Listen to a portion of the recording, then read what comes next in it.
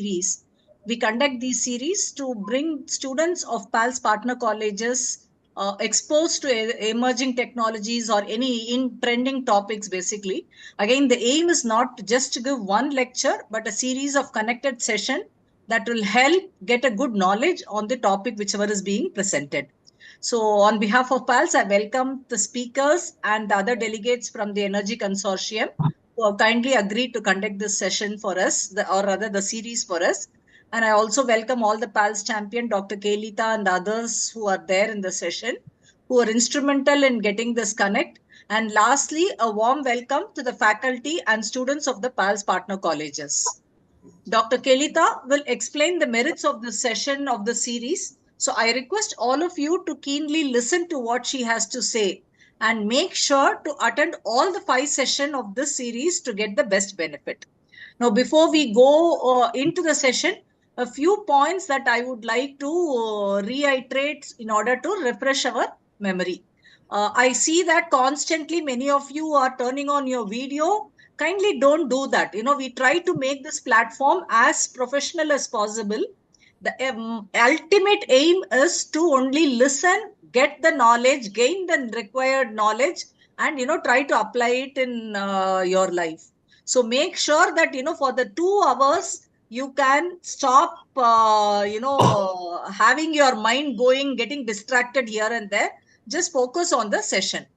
The main point is rename your Zoom name. As I told you, this is the best practice. We keep telling you to do this. Identifying you exactly with your college name is appropriate. So kindly rename your Zoom name to include your college short name as well. We will not be allowing the participants to mute or unmute. We will not be allowing you to use the chat box also. I mean, all of you, it is a very, very obvious reasons. But that doesn't mean that you cannot ask questions or interact with the speakers. There are multiple ways that you can do it. You can raise your hand and I will get you unmuted and you can ask your questions. Otherwise, you can also send a mail to askpalspmo@gmail.com. We will be sharing this email ID. Don't worry about remembering this email ID. We will be sharing the email ID with you in the chat box. You can send your email to that, and then we'll be monitoring that mailbox. We will get your questions answered through that also. There is an attendance link that we'll be pasting. There will be a Slido link that we will be pasting in the chat box. Ensure that you mark your attendance and register in the Slido also. The other things of feedback, recording, presentation material, all that will be shared outside the session. Now, again, I put a criteria for the certificates. Again and again, we are reiterating, this is just the beginning of the session. All 5 sessions attending is mandatory, not only for the certificate, but also to get a complete knowledge. With this, I once again welcome all of you. I hand it over to Dr. Kelita to proceed with the session. Over to you, Dr. Right, thank you, Sujata. Well, yeah, am I audible? Yes, you are. Okay, yeah. So thank you, Sujata. Good afternoon and welcome to everyone, to our students and faculty of our partner colleges, other PALS champion, and to the members of the Energy Consortium cell who are there with us today. So the PALS, as most of you know, is an educational outreach initiative by IIT alumni to augment engineering education in Tier 2, Tier 3 colleges. Now, we work with the institutions, IIT primarily, and also other industry partners to deliver a series of impactful programs and learning interventions for students, faculty, and management of our partner colleges. And today's program is the result of one such impactful collaboration that has been linked together in this year as a strategic initiative. So the PALS collaboration with the Energy Consortium has resulted in a series of programs that we will be jointly engaging for our students and faculty in this upcoming year.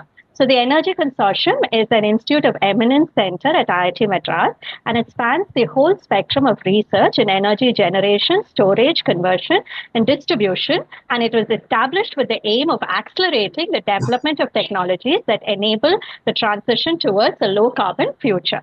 Now, we are looking at building capabilities in the energy domain through a series of key initiatives, starting from the T2P lecture and the state of the lab visits and demonstration at IIT Madras, which was the first program that was done with the Energy Consortium on August 31st at the campus, where we had we had professors from the School of Sustainability as well as the Chemical Department come and speak on various sustainability, net zero, and other very highly relevant issues, followed by a visit to the state of the lab at the energy department in the afternoon for 100 odd students of our partner institutions.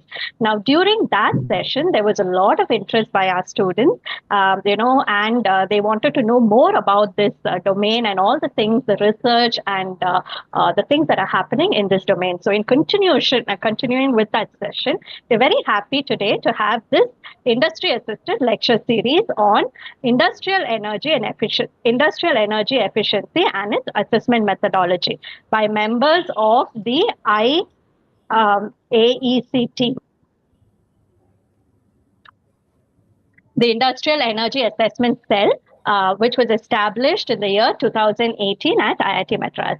I think some of you would have just heard me speaking with Mr. Deepen that this is not a cell that is only comprised of engineers from IIT Madras, but it is a multi-IIT initiative, and there are about 50-70 engineers and researchers working on this initiative. And they are the ones who are going to be coming and taking this session for you across this 5-part series. So today's lecture, and as Sujata just mentioned, this is a 5-part lecture series that is going to be concluded with an assessment test. And also in the final session, there's going to be an energy audit or an energy study assignment that Mr. Deepen will lead you through, and it is mandatory that you complete both of this in order to get your final certificate. And we're very happy to present the series to you because, as we just said, this is a course that these engineers normally take for the IIT Madras students. But today, through the PALS platform, it is being offered to all of you. And the second thing is, this is a very in-demand course. As Mr. Deepan just mentioned, it is the buzzword nationally and internationally as well. And there is high demand for engineers with this sort of knowledge and skills in the job market. Now, from your registrations, we've seen that a lot of 3rd and 4th year students have registered for this course. And we hope that, by attending this course, you are going to gain the job-ready skills that you need to prosper in the market when you complete your graduation. So with this, I'll just briefly introduce Mr. Deepen. The session for today is Introduction and Need for Energy Efficiency and Industrial Perspective. And the lecture today will cover the basic about the various energy sources, primary, secondary, and their usage in India, the energy consumption in industries, emissions, decarbonization, India's net zero targets, and energy assessment, along with an overview of the instruments, the certification, the various certifications, and also the career opportunities that are available within this field. To give you a brief overview about Mr. Deepen, he is the Senior Project Manager with IEAC. He is a mechanical engineer with a master's in sustainable engineering, specialized in waste to energy and material recovery via various thermal treatment techniques. So he started his professional career in 2013 as a research engineer in a biomass gasifier manufacturing plant, and today he is associated with IIT Madras in various capacities. So he is currently the Senior Project Manager of the Industrial Energy Assessment Cell, which is involved in managing the overall operation and finance of the 7 KISEM centers established in the respective IITs across India. Welcome, Mr. Deepen, and with this, I hand over the session to you. So, shall I start? Yes. Yes. Okay. So, good afternoon to all Thank you, Sujata ma'am and Dr. Kelita, for the introduction about the 5-part lecture series that we are going to talk about the industrial energy efficiency and the assessment methodologies. So once again, I thank all the participants. I mean the student participants and as well as the faculty participants who has shown their interest for this lecture series. So with this, I'll start with the presentation from my side. So I'll share the screen right now.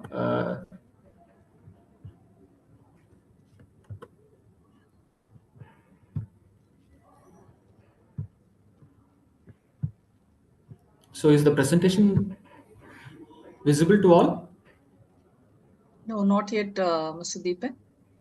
Not yet. I have shared the screen, but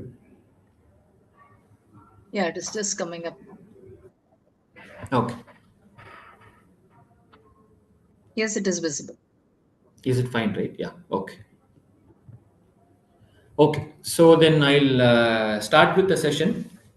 So this is, as we mentioned, so this is a 5-part lecture series, and so the first session will be about a very basic introduction about the need for energy efficiency and why we really need energy efficiency and energy conservation in an industry, in a processing plant, or in a manufacturing facility, and how it will really help so reaching our this so-called so this net zero targets and stuff. So anyway, I'll introduce the topics one by one. So this will be the basic session, and the further sessions will go deep into the subject matter. So this will be a basic introduction about the complete series of lectures what we are going to have. Okay, so yes, to start with, like what is what is energy? So basically, so the thing is, to start with, so energy, we usually term it as the ability to do work, right? So energy is associated with all our day-to-day activities, like as a, I mean, for example, as a human, if we take, right, so we need some energy to do like all our activities, right, from the morning to till we go to bed, right? So we need energy to do all our activities, right? So energy is something which is really necessary to do the work. As a human, we do a lot of activities, and when you consider a manufacturing activity or a process, okay, so a lot of physical, thermal, electrical, chemical, and lot of other activities are being involved in a manufacturing facility, which involves or which requires different forms of energy. Okay, so energy, in a very simple term, we can say it as the ability to do the work, and how the work is done. So we are transforming one form of energy to the other form of energy to do the work. So this is what the basic thing about this energy. And the basic forms of energy that we come across in our daily life and that is required for all the human and other activities: thermal energy, mechanical energy, electrical energy, chemical energy, and nuclear energy. So nuclear, of course, this is not required for our day-to-day activity, but the only thing is, so we have so nuclear-based power generation facilities to generate electricity. Okay, so apart from this, all the other activities, like all the other forms of energy we come across in our day-to-day activities, in our day-to-day life, okay, which we are interacting with all these different forms of energy. And this mechanical energy is further classified as two different forms: one is static and the other one is dynamic. So I would like to state this with an example. So in every household you have an a water tank, right? So this so-called overhead water tank. So it can be a syntax tank or it can be a concrete tank where you store the water, right? So the water, when it is stored in the so this overhead tank, which will have its potential energy in it. Okay, so it will have its potential energy stored in it, and once you release the water through the tap, right, so the water will flow against along with the gravity, right? So this flow of a substance or a system or a body, we call it as the kinetic energy. So the energy that is generated during the motion is called as kinetic energy, and the energy which is holding the object by restricting the motion is called as the potential energy in terms of mass or systems. So now, so these are all the basic about energy and the different forms of energy. And now coming to the other aspect of it, right? So energy is also one of the important economic aspect. See, when a country is getting developed, so when we call a country is getting developed, so when people are able to access all the facilities, so we have a good standard of living, right? And so we have a good infrastructure and all. So these are all the measures so that we say that a country is a developed country. Okay, so for this, energy is a basic thing. So energy is directly drives this activity of economy. So where there is a development, there is a development in an economy, and for this development we require energy. Okay, so energy is directly related with an economical growth or economical development. And countries like India, where we are in the developing state, right? So we are almost reaching the state of a developed nation, but still, so actually we have a lot to do to attain that state. But so we are the top developing nation in the world. And developing countries like India, we require a lot of energy for a lot of activities what we do in our day-to-day life.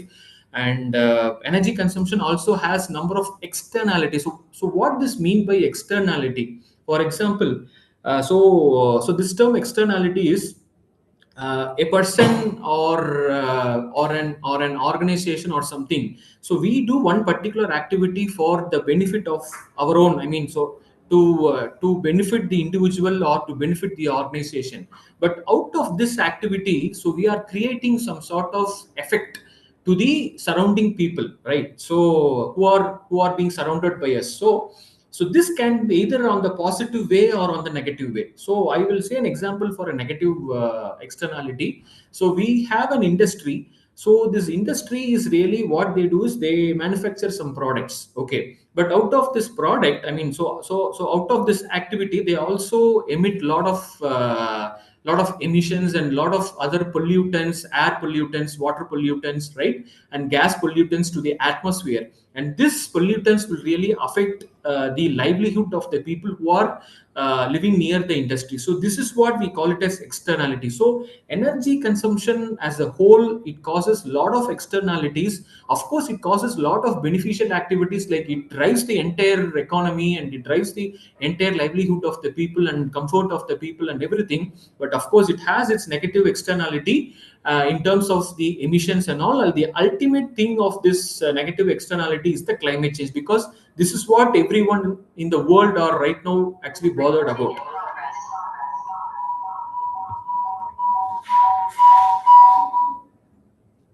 Okay. Yes. So now we go into the different forms of energy. So the first will be to start with, these two are the predominant forms of energy that we come across.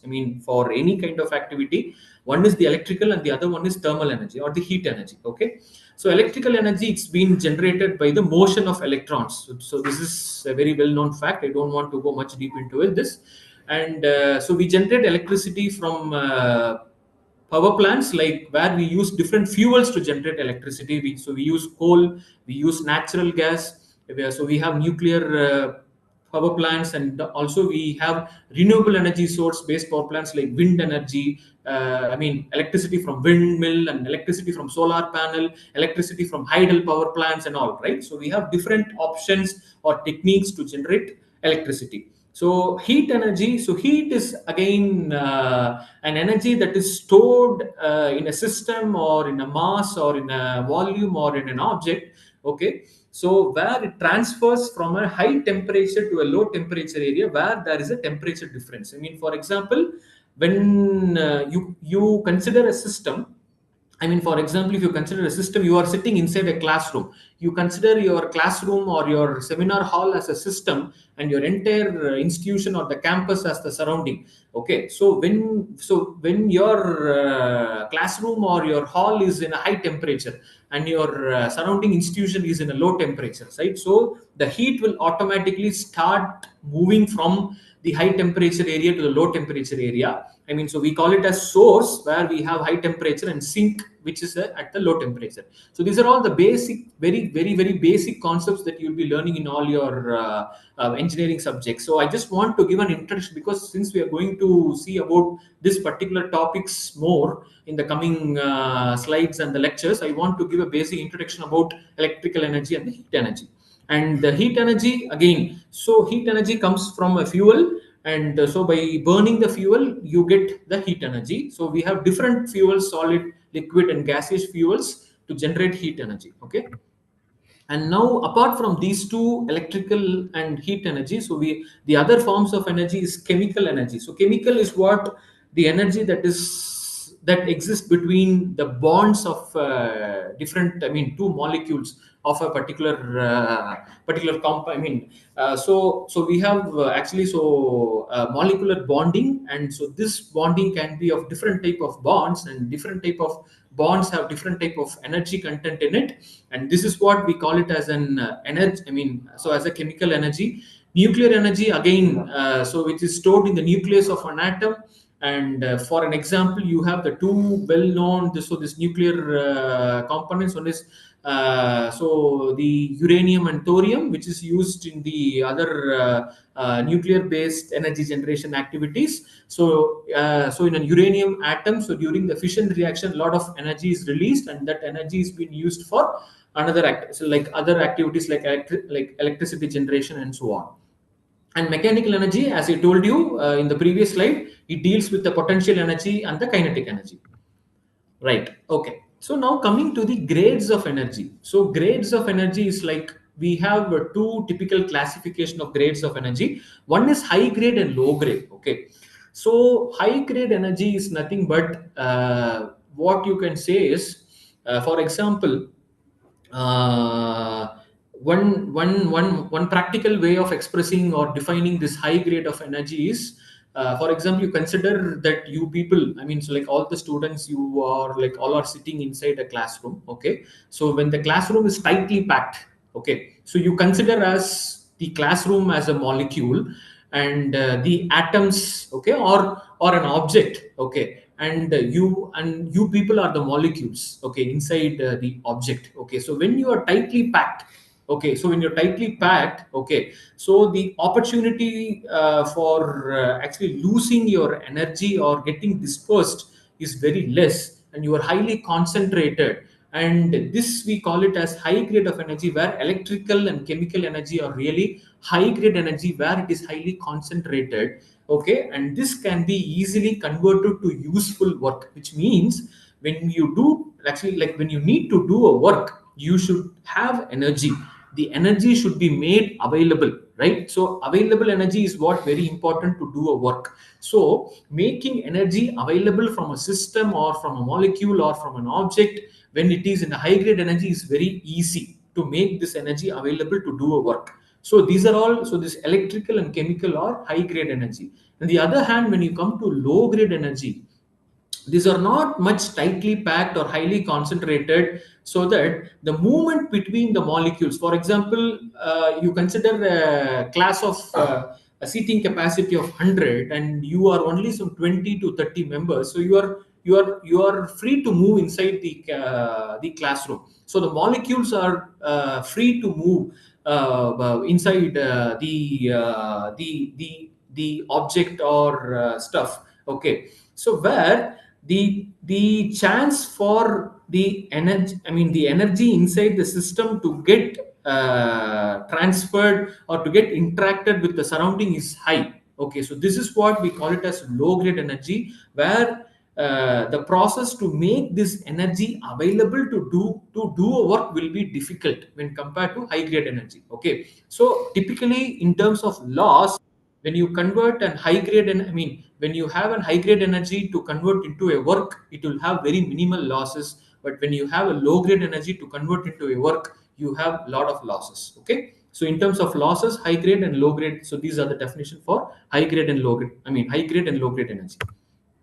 Second, now this is a very well-known concept that so energy again, like you all know that, so this is a law that you can't really generate energy, but energy do exist in a particular system or in a particular molecule or in a particular object, okay, or in a particular component. Okay, so but it can either, it can neither be created nor destroyed, but it can be converted, or it can be transformed from one particular form to the other form. Okay, so it can be transformed from chemical to heat, heat to electricity, electricity to mechanical energy, mechanical energy to electricity, electricity to heat. Okay, so lot of conversion can happen, but it cannot be destroyed.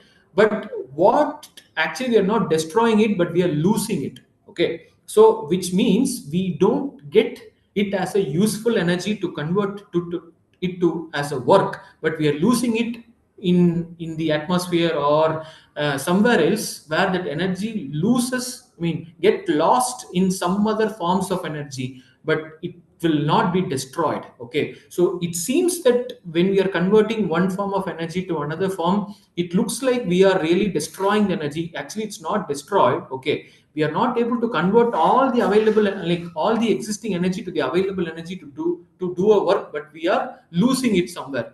Okay, so this is the loss.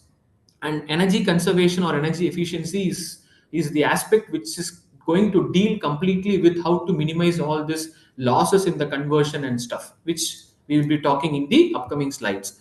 So in the figure on the right hand side, if you see, you have the chemical energy. See, that is being again converted to mechanical energy via fuel, and again that is converted to electrical energy, and that electrical energy is again converted for lighting, for and for another like electrical applications. And if you see this again, the same chemical energy is again converted to to electrical energy in an electrothermal process, and it is stored in a battery, and again that is used to convert it to kinetic energy and lighting. Okay, so energy is being converted to different forms. From one source to another source. Okay, one form to another form of energy. So now coming to the units of energy. Okay, so the units of energy. So joules is what the standard the SI unit of energy, and also there are a lot of other very commonly actually used so these units to define energy. One is the metric ton of oil equivalent, which we call it as MTOE, then calories, then watts, then British thermal unit, we call it as BTU. And we have given the conversion factors for your understanding. So 1 calorie is equal to again 4.184 joules, and 1 watt is 1 joule per second. So taking joule as the base unit, we have given the conversion factor for the other units, and 1 British thermal unit is 1055 joules, and 1 metric ton of oil equivalent is 4.187 into 10 power 10 joules. Okay, and for your information, we as a human being, okay, so considering an average human being who is weighing about some 65 to 70 kgs, okay, so he requires an energy per day, right? So the energy required, so energy required per person per day for an average person who is weighing 65 to 70 kgs is 2700 kilocalories. Okay, so this is what a typical energy requirement for an individual per day. Then what is a resource? Okay, so we have talked about what is energy, what are the different forms of energy, okay, and what is the units that we measure the energy. But now we should start explore where do we get this energy from. Okay, so where we get this energy. Okay, so resource. Okay, so resource is the place where we really get energy, and I mean, not only energy, everything, like so like everything where we get from a place, we call it as a resource. So resource is a material or a natural, yes, so it can be a natural or a man-made part that is used to produce goods, services, or energy. Okay, so resource is always a natural resource. I mean, so there is no typically a man-made resource, but resource is always a natural resource which is found in the nature. Okay, and the man-made resources are which where we try to do some process to convert that natural resource to another form of resource that we can be readily used. For example, so some of the typical natural resources we come across is water, the minerals, sunlight, wind, all the fuels. Okay, what we get from the nature. Okay, and the man-made resources, using the natural resources, we are trying to create some other thing, right? So actually, so we create a machine, so we create a tool, so we create a two-wheeler. So these are all called as the man-made resources for doing certain work or an activity. Okay, now, what is the fuel? Okay, so fuel is a substance that stores energy which can be converted to various other forms. Again, the energy is available in the fuel. Okay, so energy also it is directly available from a resource, but most of the times energy is stored or available in the form of a fuel. And again, you need to convert or you need to extract the energy that is available in the fuel to convert to work or to use for your different needs and activities. Okay, so broadly classifying the different type of fuels, it is solid, liquid, and gaseous fuels. So solid fuels, some few examples is coal and biomass, and the liquid fuels is oil, biofuels. So the biofuels are the liquid fuels that you get from biomass. The gaseous fuels are natural gas, LPG, and biogas. Okay, again the biogas that you get from the biomass. Okay, so natural gas and so LPG is from crude oil. Okay, so natural gas which is available in the natural format. Okay, so these are all the different type of fuels which is available in the different phases or in the different states: solid state, liquid state, and gaseous state. Now, fuel to energy. So whenever you are converting something, okay, so from one particular form to another form, or one particular form of energy to another form of energy, or one particular state of existence to the other state of existence, we call it as a process, because it involves some certain step of activities to convert one thing to the other form. Okay, so or from one energy to the other form of energy.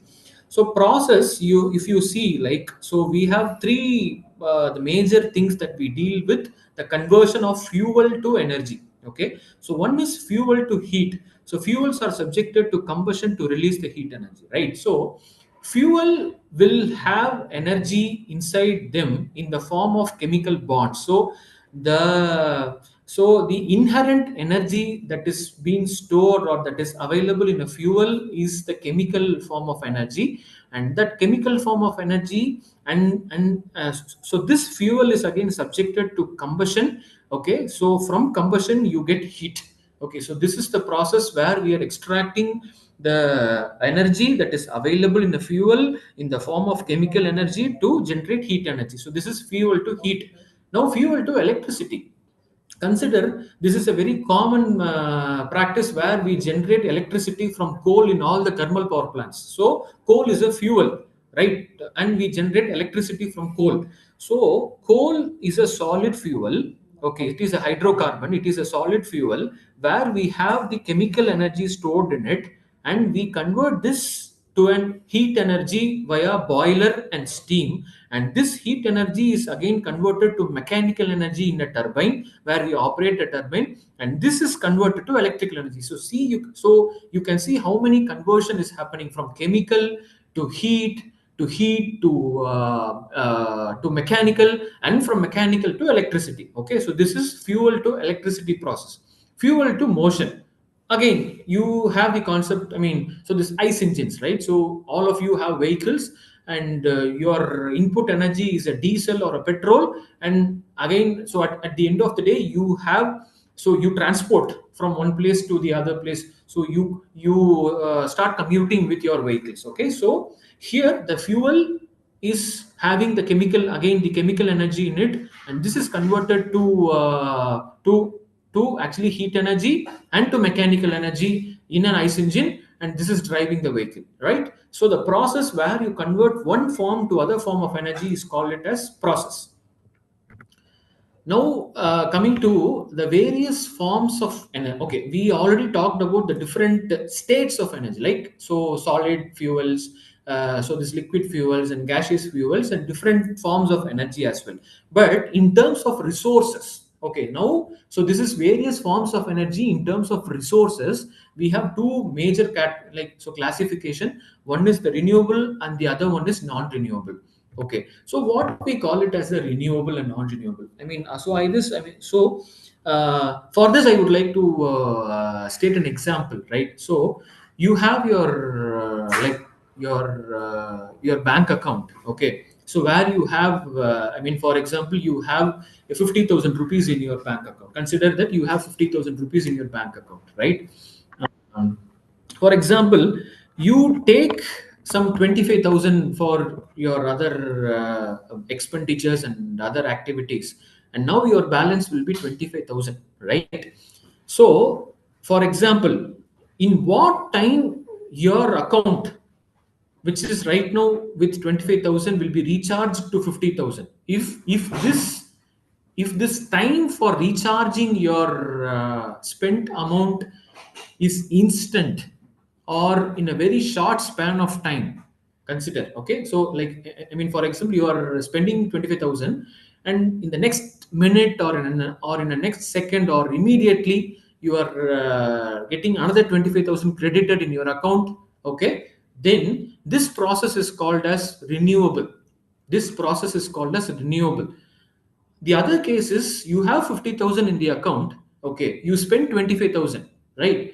And the time taken for again to recharge your 25,000 what you have spent in the account is taking, for example, 100 of years.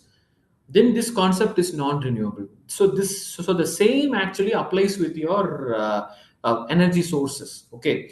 For example, I would say that one. So I would like to take one example from each category. Okay, so for a non-renewable, I'll take the example of coal. Okay, so coal. So a coal is formed after so a coal is formed from a hydrocarbon material, which will take hundreds of years or even thousands of years to form a coal. Okay, so it is a natural process where all the gradually the volatiles are being evaporated and you get a solid fuel, right? So the hydrocarbons will be like all your hydrocarbon materials. Okay, so it can be biomass, or it can be plastic, or it can be any material that is a hydrocarbon where you have hydrogen and carbon in it. Okay, that will be converted to coal. Okay, so this will take thousands of years to convert to coal. Okay, so the recharge time is very, very, very, very long. Okay, so this is called as non-renewable. And for example, in the case of a renewable energy, it is sun or wind.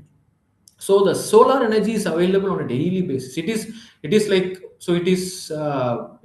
what available, like what to say, it is not having any restrictions. Okay, so you have abundance of energy that is available, so available to you. Okay, so this is what we call it as renewable energy, so which is available in abundance and which recharges by itself instantaneously. So this is called renewable. So in the picture you can see some of the examples for renewable energy: solar, the hydropower, okay, so geothermal energy, which is available in the ocean, then wind energy from winds, tidal energy, again it is available in the in the ocean. Energy is called tidal energy, geothermal energy, solar energy, then energy from biomass. Okay, so these are all the sources of energy, okay, which is, we call it as the renewable category. And the non-renewable category is coal. Okay, solid so the solid fuel is coal, then oil is the liquid fuel, and so the natural gas is the gaseous fuel, and the nuclear material, so this uranium and thorium, is called as the non-renewable category. So once you consume this non-renewable fuels, okay, it will take thousands of years for them to recharge the quantity what you have consumed. Okay, so this is what the difference between renewable and non-renewable.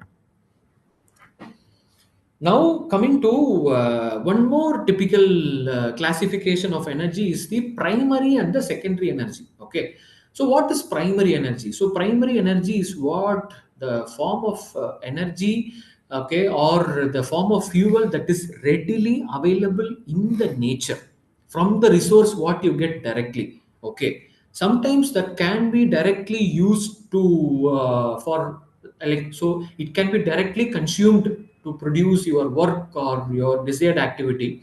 Otherwise, you have to convert this particular primary energy to a secondary energy, and that secondary energy can be consumed for your other activities, okay, to do a work or something. So for example, we have different examples of primary energy. So crude oil, so which is available in the nature. Okay, so which is available in the nature. So this, so we also call it as this kacha eண்ணெய், right? So in Tamil, so this crude oil is available in nature. So this is available. I mean, a lot of this crude oil is available in the Middle East countries. So Dubai, Abu Dhabi, Iran, Iraq. Okay, so we have a lot of sources of crude oil. So this oil which we cannot consume directly, okay, so where we have the chemical energy in it, okay, so this oil has to be again has to be refined to petroleum products like gasoline, diesel, aviation fuels, then kerosene, high speed diesel, LPG. Okay, so your crude oil is converted to different secondary fuel or energy, and that is again consumed too for your day-to-day needs and activities.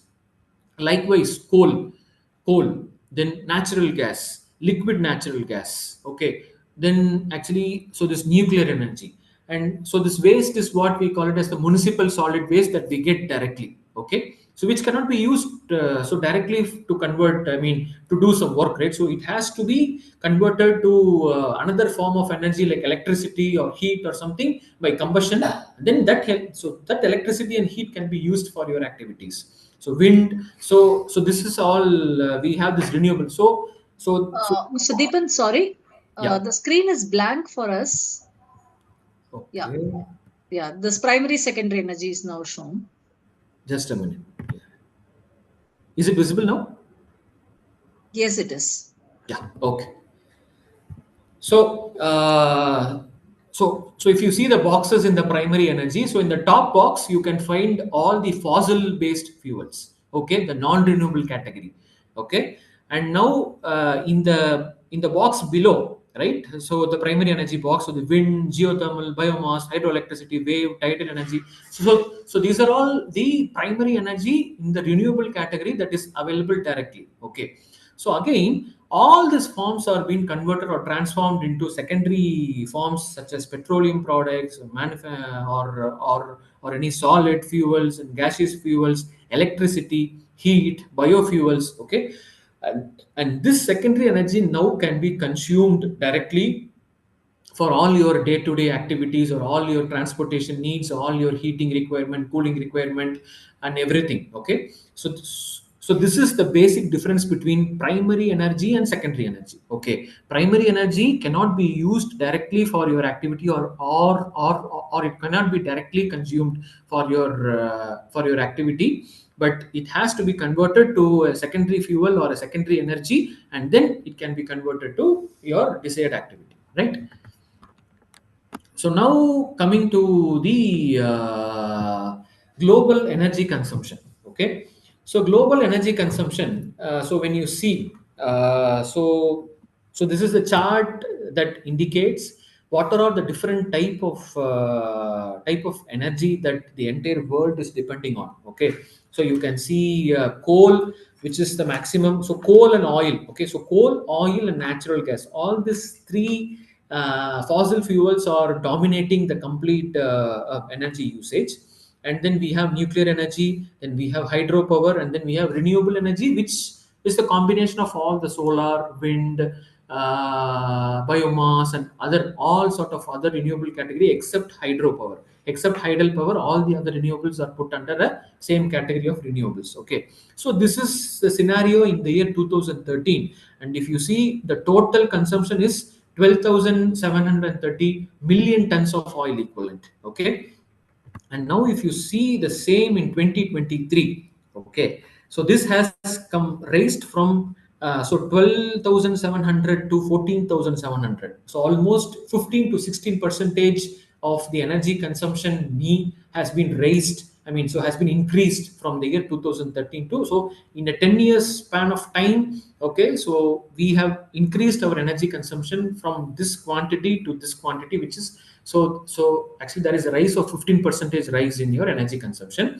And if you see the ratio, see, so there is a huge difference in terms of the energy that we generate from renewable sources. In 2013 it is contributing only 2 percentage, but where in 2023 it is almost 8.2 percentage.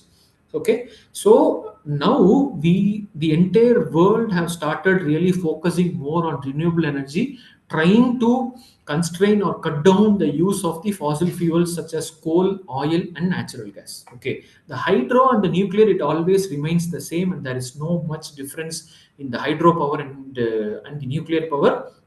There is a very minor decrease in the use of this coal, oil and natural gas, and there is a humongous increase in terms of the usage of renewable energy. Okay, so and so in the present scenario. And now this is for the case of India. For India in 2013, if you see, so almost 55 percentage of our energy needs are coming from coal. Okay, from coal. And the next to it, it is the oil, where we're importing oil, and like also we import coal as well. Okay, so the major coal producing countries are Indonesia, Australia, US. Okay, and the oil, so we are getting from the Middle East countries. And natural gas, right now we have a very low resource of natural gas with us. Okay, so these are the three major fossil fuels that we depend on, and our nuclear energy dependency is very low. It's only 1.3 percentage, and our hydropower is 5 percentage, and the renewable energy is 2 percentage. Again, if you see in 2013, it is almost same as the world scenario, as the global scenario.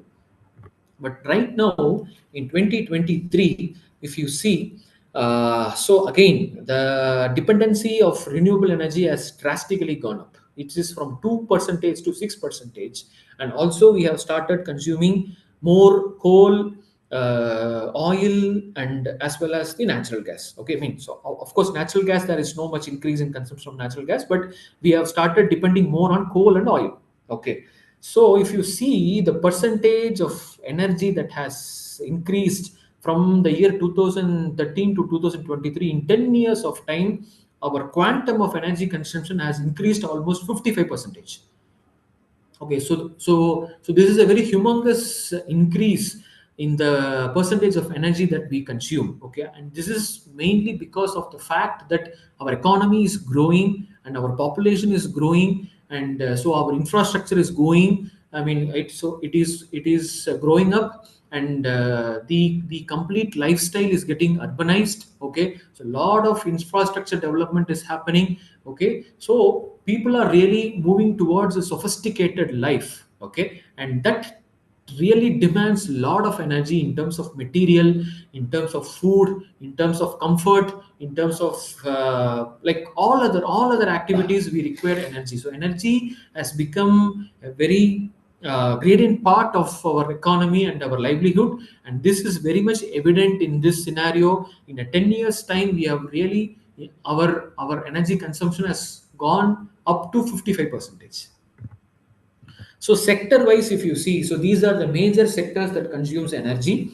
So the industry, transportation, residential and commercial. So this is typically our domestic houses and the commercial spaces, like your institution, colleges, I mean college institutions, hospitals, shopping malls and all the other commercial spaces. Then our agricultural activity, then other energy related uses, which is not really can be categorized under this other four category, and for non-energy usages. So if you see the percentage of energy that we're consuming in different sector, industry is what which is consuming almost 50 percentage of the energy needs. So 50 percentage of our energy needs is going for industry, Okay, and the second largest consumer is transportation. Okay, so right now, so actually we have a lot of improvements and a lot of increase in the vehicles that we use, the number of two wheelers, the number of four wheelers that we are using, right? And even the rise in the number of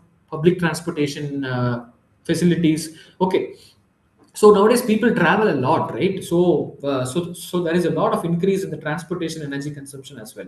So this is what the typical scenario of the energy usage in different sectors, and our focus is going to be only on the industry, because we are going to talk about energy conservation and energy conservation activities in industry. So we will be focusing only on industry, so we'll be focusing only on this 44 percentage, not the other stuff. Right. And there is one particular term called per capita energy so per capita is nothing but like 1%. I mean, so like what you are consuming for one particular person. So in the previous slide, I have mentioned the point that for one particular average individual for one particular day, he is requiring 2,700 kilocalories of energy, right? And the same, if you see, considering your complete life cycle activities, your typical day activities. Okay, so the energy required for so I mean annual energy required. So this figure is for an annualized figure. So this one is the recent figure, which is 20. I mean, so for the financial year 23-24.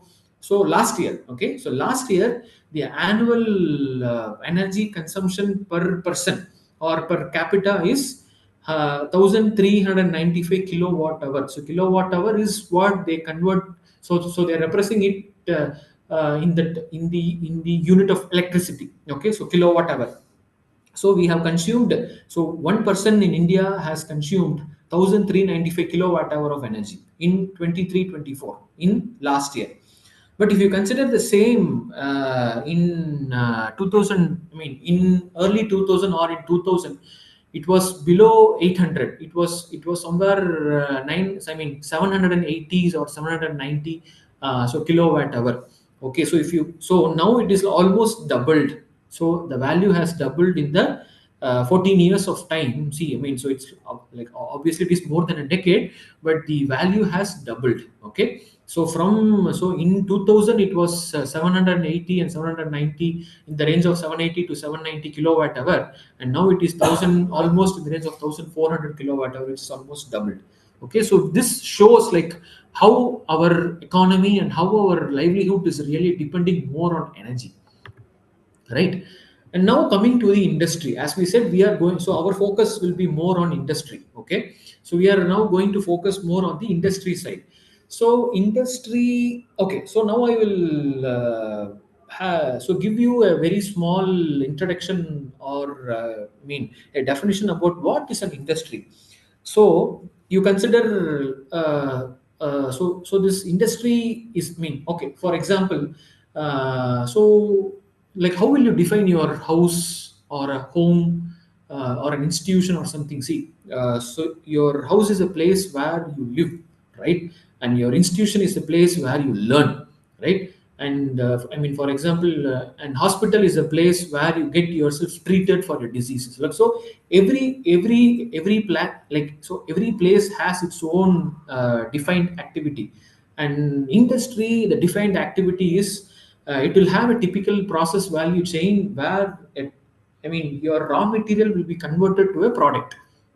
Okay, so industry is a place where you convert your raw material to a product. Okay, and this involves a lot of different processes and a lot of different chain of activities. We call it as a process value chain. Okay, and that converts step by step conversion of your raw material to a product. Okay, so I mean a very simple example is like uh, you have a spinning mill, right, where you convert your cotton to a yarn.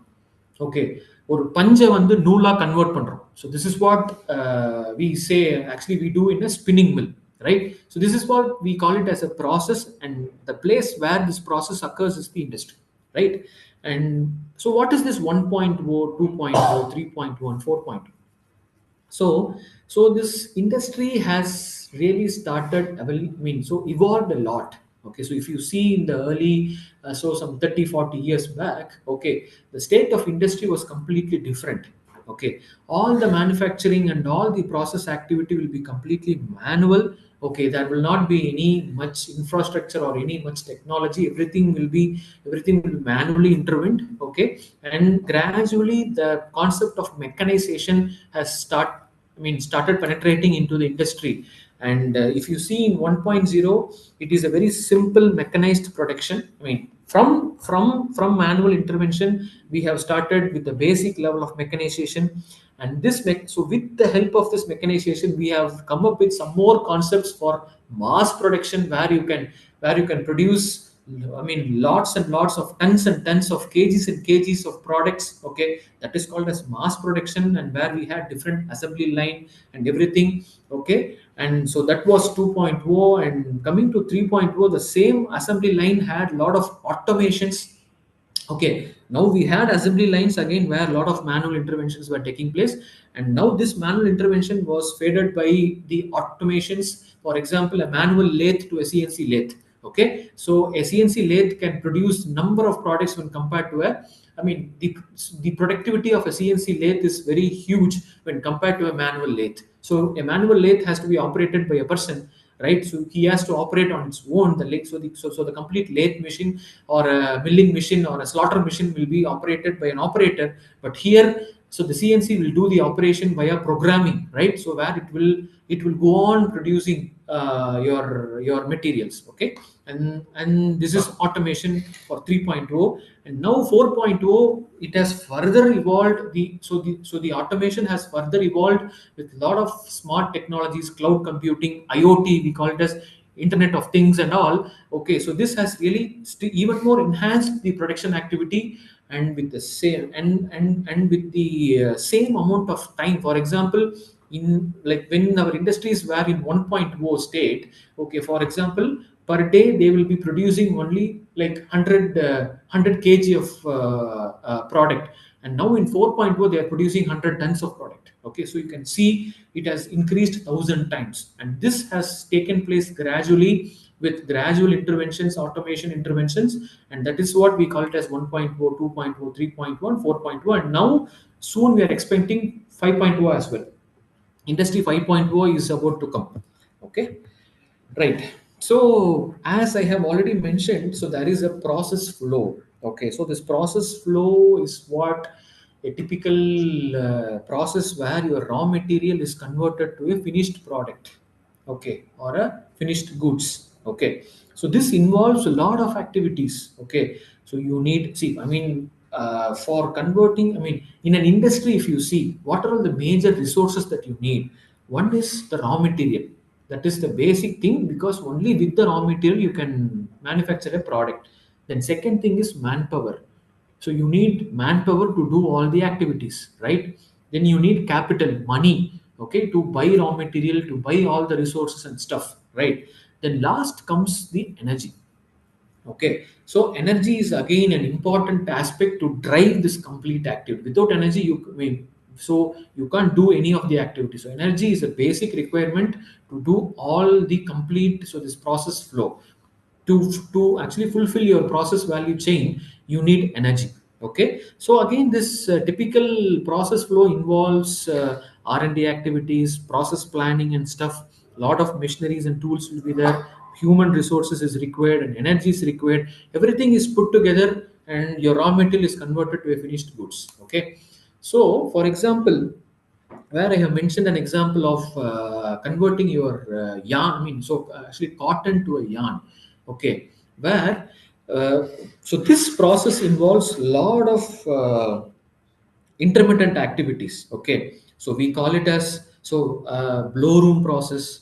Okay, then carding process, then combing process, then drawing process, then simplex process, then spinning process, then auto corner process, and finally you get a yarn. See, so you have a lot of intermittent process that will be happening to convert a raw material to a product.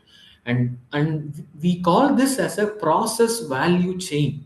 Okay, so because this will have a sequence, so you really cannot skip the sequence of this process. Okay, you'll have a complete flow of process starting from a blow room to an auto corner in case of converting a cotton to a yarn, right? So this is what we call it as a complete process value chain, right? So this is what the process value chain. And now we have, yes, so different type. Okay, so these are all some examples of different type of industries what we have. From the left, I would say that it is iron and steel industries, where you produce your iron from your iron ore. Then you have glass industries, where you make actually glasses of different forms, okay, glass bottles and stuff. And then you have cement industry, where you manufacture cement from limestone. Then you have chemical industries, where you have a lot of actually base chemicals to manufacture your required paints, chemicals, and other stuff, fertilizers and all. Then you have automotive industry, where you manufacture your two-wheeler, car, four-wheeler, trucks, and everything. Then you have pharmaceutical industries, where you manufacture your drugs, your vaccines, your medicines, capsules, and everything. And you have a paper industry, where you convert your so actually a waste paper or a wood to a paper. Then you have a packaging industry, where you produce packaging materials from paper and other required raw material.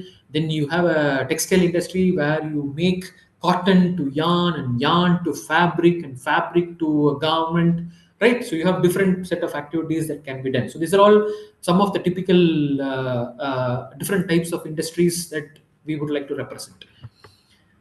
The second thing is now coming to the energy consumption in industries. So now, if you could remember the previous pie chart that I was mentioning, so where almost 45 percentage of the energy share in India is being consumed by the industries. Okay, 17 for transportation, and the remaining some 11 or something for the domestic and so the commercial thing, and very few for your other energy needs and stuff. So considering this 45 percentage of energy, why energy is really consuming lot of so why industry is consuming lot of energy, the stuff. So the thing is, for a day-to-day activity, for a human and for every infrastructure development, right? So we need lot of material, we need lot of other stuff, okay? And that is really so that is only manufactured in industry, okay? So our materialistic needs are very high, okay? And every material comes or it gets manufactured from the raw material in an industry. So this is the reason why really the energy share among the industries is very high.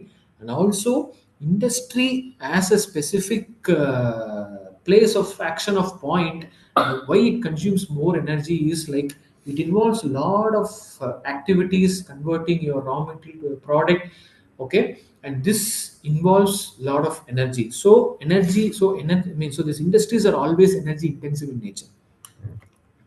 Right now, when you see this, so this is very important. So this particular point of process and utility is very important when you come so when you want to address the aspect of this energy conservation or energy efficiency. Okay, so what is process and what is an utility? So process is the core activity of manufacturing or production, and it is also called, as I mentioned before, it is also called as a set of process value chain which converts the raw material into a finished goods or a product. Okay, so for example, again, I would like to take the same example of converting a cotton to a yarn, where I have mentioned a different set of activities that will go through. So every different activity will have its own machineries to do that process. Okay, and that machineries we call it as the process machineries, and the activity that it is undergoing, the material is undergoing, we call it as the process. Okay, so the energy that is used for operating the so-called core process machineries, such as CNC or carding or spinning or combing, water cooler, everything, that we call it as a process machines and process energy use. Now comes the concept of utility. So utility is what that supports it will be supporting the core manufacturing activity in each process value, and the energy or resource that is essential for the conversion of the material in the particular process value chain. Okay, so this utility is really supporting the process to happen. Okay, so the process really cannot happen by itself.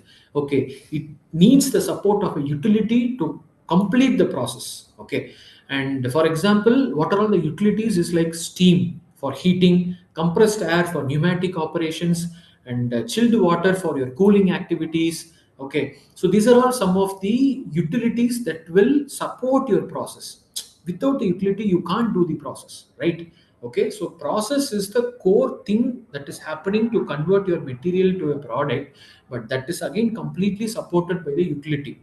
Okay, so when it comes to the energy consumption in an industry, okay, so only 25 to 30 percentage of the energy goes for process and its machineries.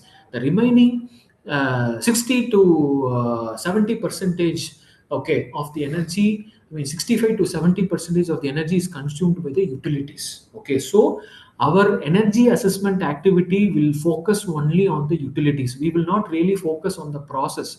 Why we don't actually we really focus on the process? Because every process is different.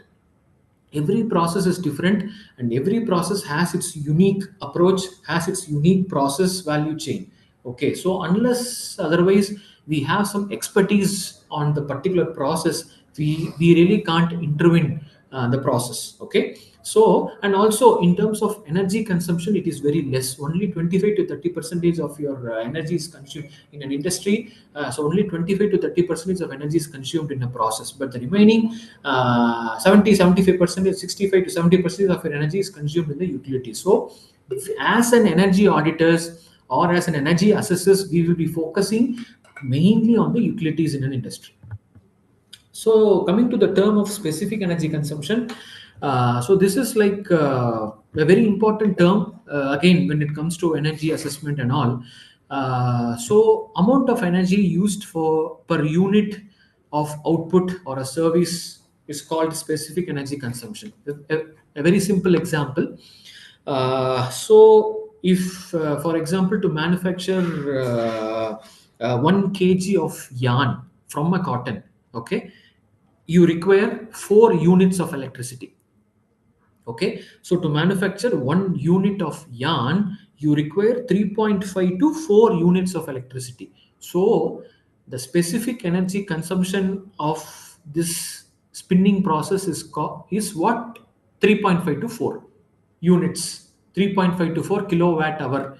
So specific energy is the energy that is required to manufacture or to produce 1 unit of, like, 1 unit product. Okay, is called specific energy consumption. And now once you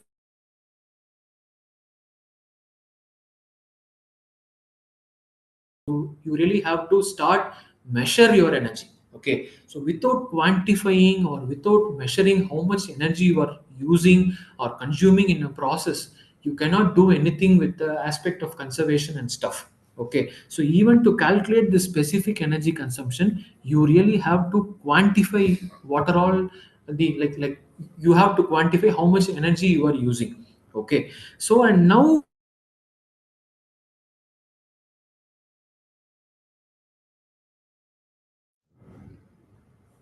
so this has a lot of so these days we have a lot of advancements for actually monitoring whatever.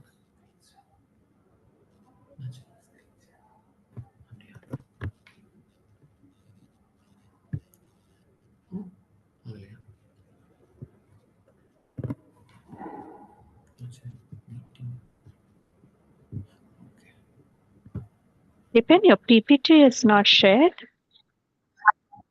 Yes, just a minute.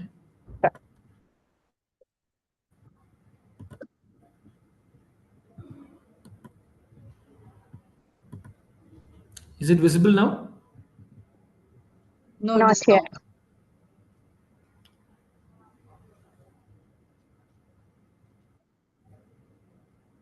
Okay, I already shared the screen, but Actually, someone started the session, record session now. So this. okay. Yeah, it's visible now. Yeah, it's visible, I think, now, right? Yes, yes. Yeah, it is. Yeah. So in order to quantify or monitor the energy that we are consuming, so right now we have a lot of advanced devices and systems to really monitor your energy consumption. And this is one such example for monitoring your electricity in an industry, where we have the energy meters that you can see in different process points, and all these energy meters can be connected to a communication network.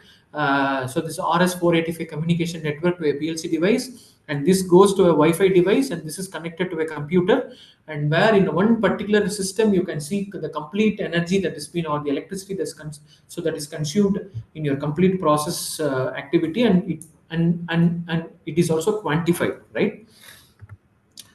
And now, so these are all some of the energy intensive sectors. So what do you mean by energy intensive, energy intensity?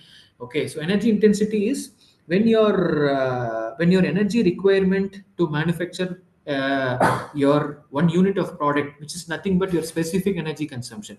If your specific energy consumption value is really high, okay, beyond a certain point, for example, again that depends on different sector to sector, okay, but when you are really consuming more, or when your specific energy consumption is really high, okay, then we call those particular sectors or manufacturing areas as energy intensive sectors, okay. And this energy conservation act was framed in the year 2001 by government of India, and they have started this and they have actually brought this nodal agency called so this Bureau of Energy Efficiency in 2003, actually in 2002 2003, okay, to really monitor all this energy intensive sectors, and to reduce energy consumption, and to enhance the energy efficiency in the industries specifically. And these are some of the energy intensive industries: cement, iron and steel, textile, pulp and paper, aluminium, chemical, fertilizers. Power plants is like where you generate electricity from coal. So this really means the thermal power plant, where you generate electricity using coal, right? So these are some of the energy intensive sectors where you really consume more energy to produce your product, okay. uh, I'll come to the concept of designated consumers later, okay. Now we can see what is okay. So now, so far, we have seen all the concepts of energy, and what is the energy share in the world, and in India, and the energy consumption and inside the industries, and what is, and like what does an industry do, and what are the, and so what is the difference between a process and a utility, and why it is really important to like monitor your energy or quantify the energy that is being consumed. And now we come to the concept of energy conservation. So why there is a need for conservation, why we really need to conserve energy? People, I mean, so nowadays talk more about energy conservation. So why we really need to conserve energy, right? So three reasons, okay, simple reason. One is the so this energy consumption leads to emission and global warming, okay. So the major contributors include carbon dioxide, methane, nitrous oxide, and we have a lot of other greenhouse gases that gets emitted when we consume energy, especially when we are consuming these fossil fuels, not renewable fuels, fossil fuels, okay. So the sources of emissions, as you can see, is the fossil fuels, and also a lot of agriculture activity is also a source for emission of this thing. But in terms of energy consumption of fossil fuel is the major thing that leads to emissions, okay. And what does this emission create? Okay, so this leads to global warming, climate change, increase of global temperature, so your average temperatures, melting of ices, and extreme weather pattern. One example I would like to state here is what is the normal. I mean, so the average human body temperature is around 98 Fahrenheit, right? So it's 98 degree Fahrenheit. What happens if your temperature rises to 100 or 102? It's just only some 3 to 4 degrees of rise in your temperature, but the complete body collapses, right? So that is what the same applicable. So this is same applicable for the nature as well, right? So the atmospheric temperature, for example, the average atmospheric temperature is somewhere around 18 or 19 degrees Celsius. I'm saying average. I mean, so which includes all, like all over the country, like all over the world, and the average temperature is 18, 19. And if it is beyond, and if it increases to, I mean, for example, 2-3 degrees, so even 1 or 2 degree, what happens? So like the possibility for all the ices to melt is very high, right? So lot of catastrophic events can happen for a very small change of temperature, as what happens in our human body. The same is applicable here. So this emission, so this energy use is leading to emission, and this emission is leading to global warming and climate change, and this is what it is happening, okay, right now. And the second thing is depletion of fossil fuels.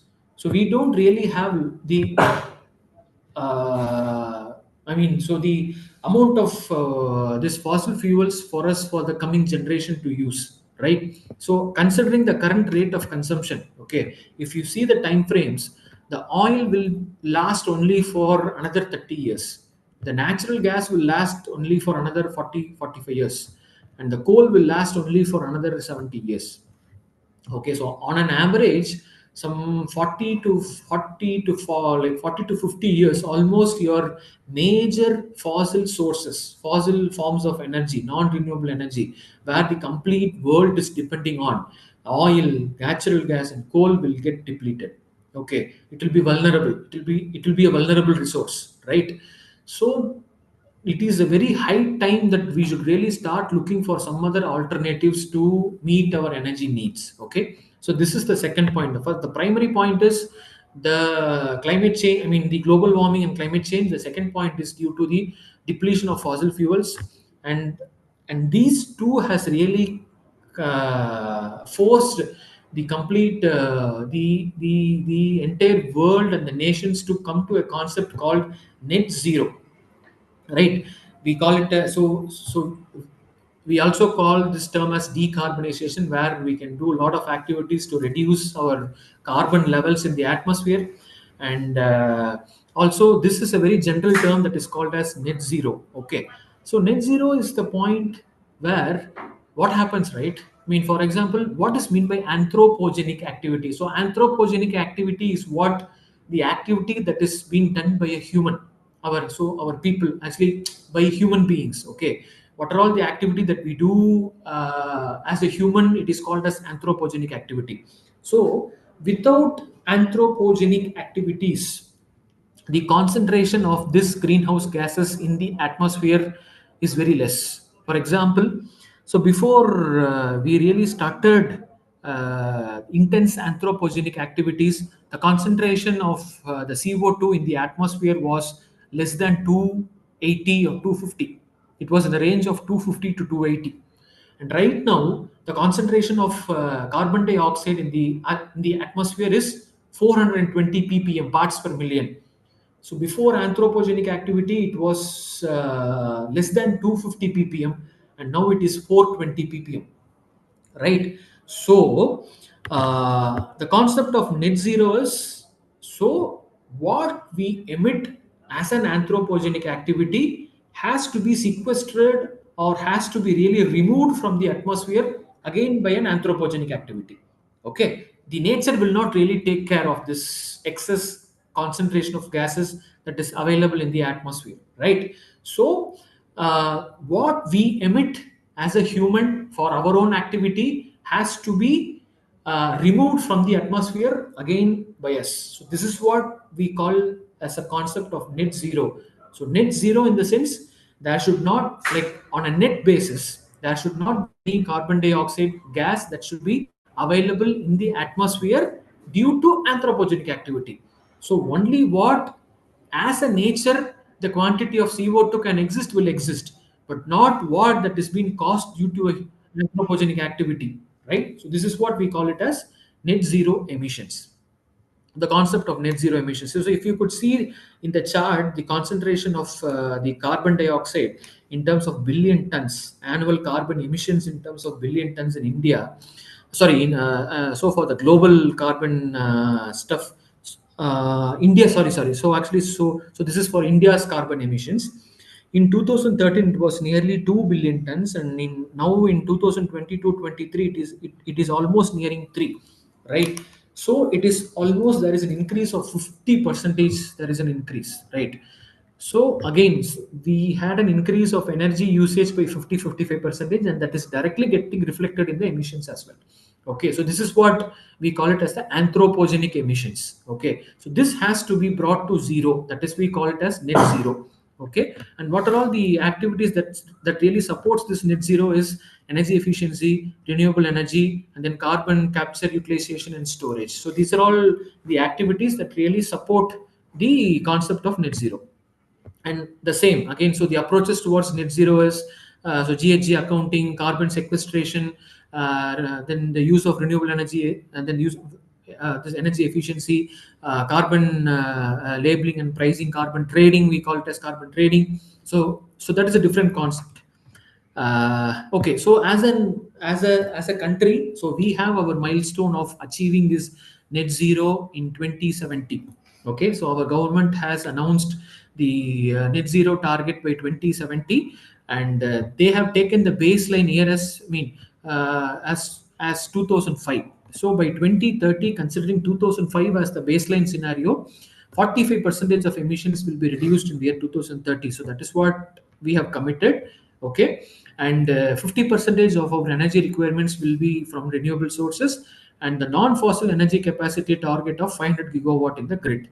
Okay, so this is what, so our net zero target for India is 2070, right? Now coming to the concept of energy conservation and energy efficiency. So energy conservation and energy efficiency is the same in terms of the, actually the result will be same. You will be reducing your energy usage, but by what means? That is what it makes a difference between energy conservation and energy efficiency. Energy conservation is always associated with an activity or a practice or a behavioral aspect, okay, which does not really involve any technology.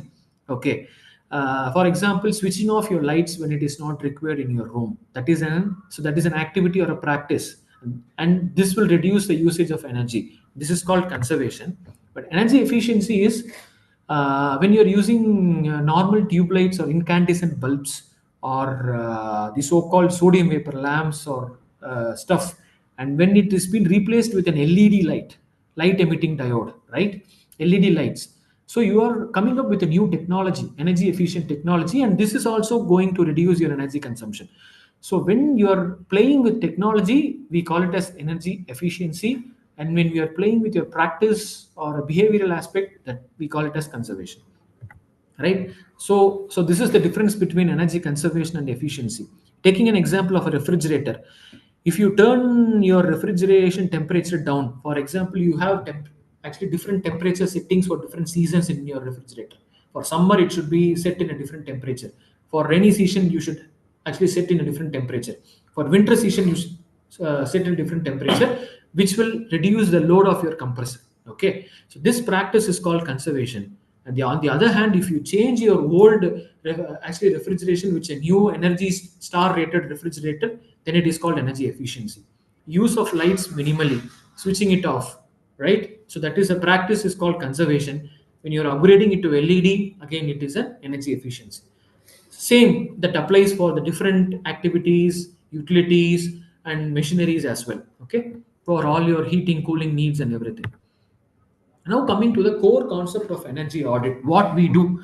So we in this industrial energy assessment cell, we do this activity called energy auditing. Okay, so audit means what? So auditing is a very common term, right? Where we look into all the details. Okay, when it comes to like if we say a financial audit, okay, so so at the end of the financial year, all the organization and all the institutions, like all the commercial operating people, will do a financial audit to get a balance of what they have spent and what they have gained as a profit, right? Same for an energy audit. Okay, we will be looking into the aspect of what we are giving input as an energy and what we are getting output as a work. Okay, so like how much energy do we spend to create that work? Very simple. To get a specific energy, to calculate the specific energy consumption of a particular process or an activity, so that can be calculated only by energy audit. Okay, and energy audit will be a very detailed intervention of the complete all the utilities. As I mentioned before, we don't go deep into the process as it requires process expertise. We focus on the utilities that supports the process to happen, and we intervene all the utilities on their energy consumption and what it delivers as an output, and to calculate its performance. So this is what the concept of energy audit. And it has three different categories of, I mean, three different types of, I cannot call it as types, or three different processes that is involved in an energy audit. That is a walkthrough audit, detailed audit, and measurement and verification audit that we will see in the upcoming slides. So now, to conduct an energy audit, what are all we require, right?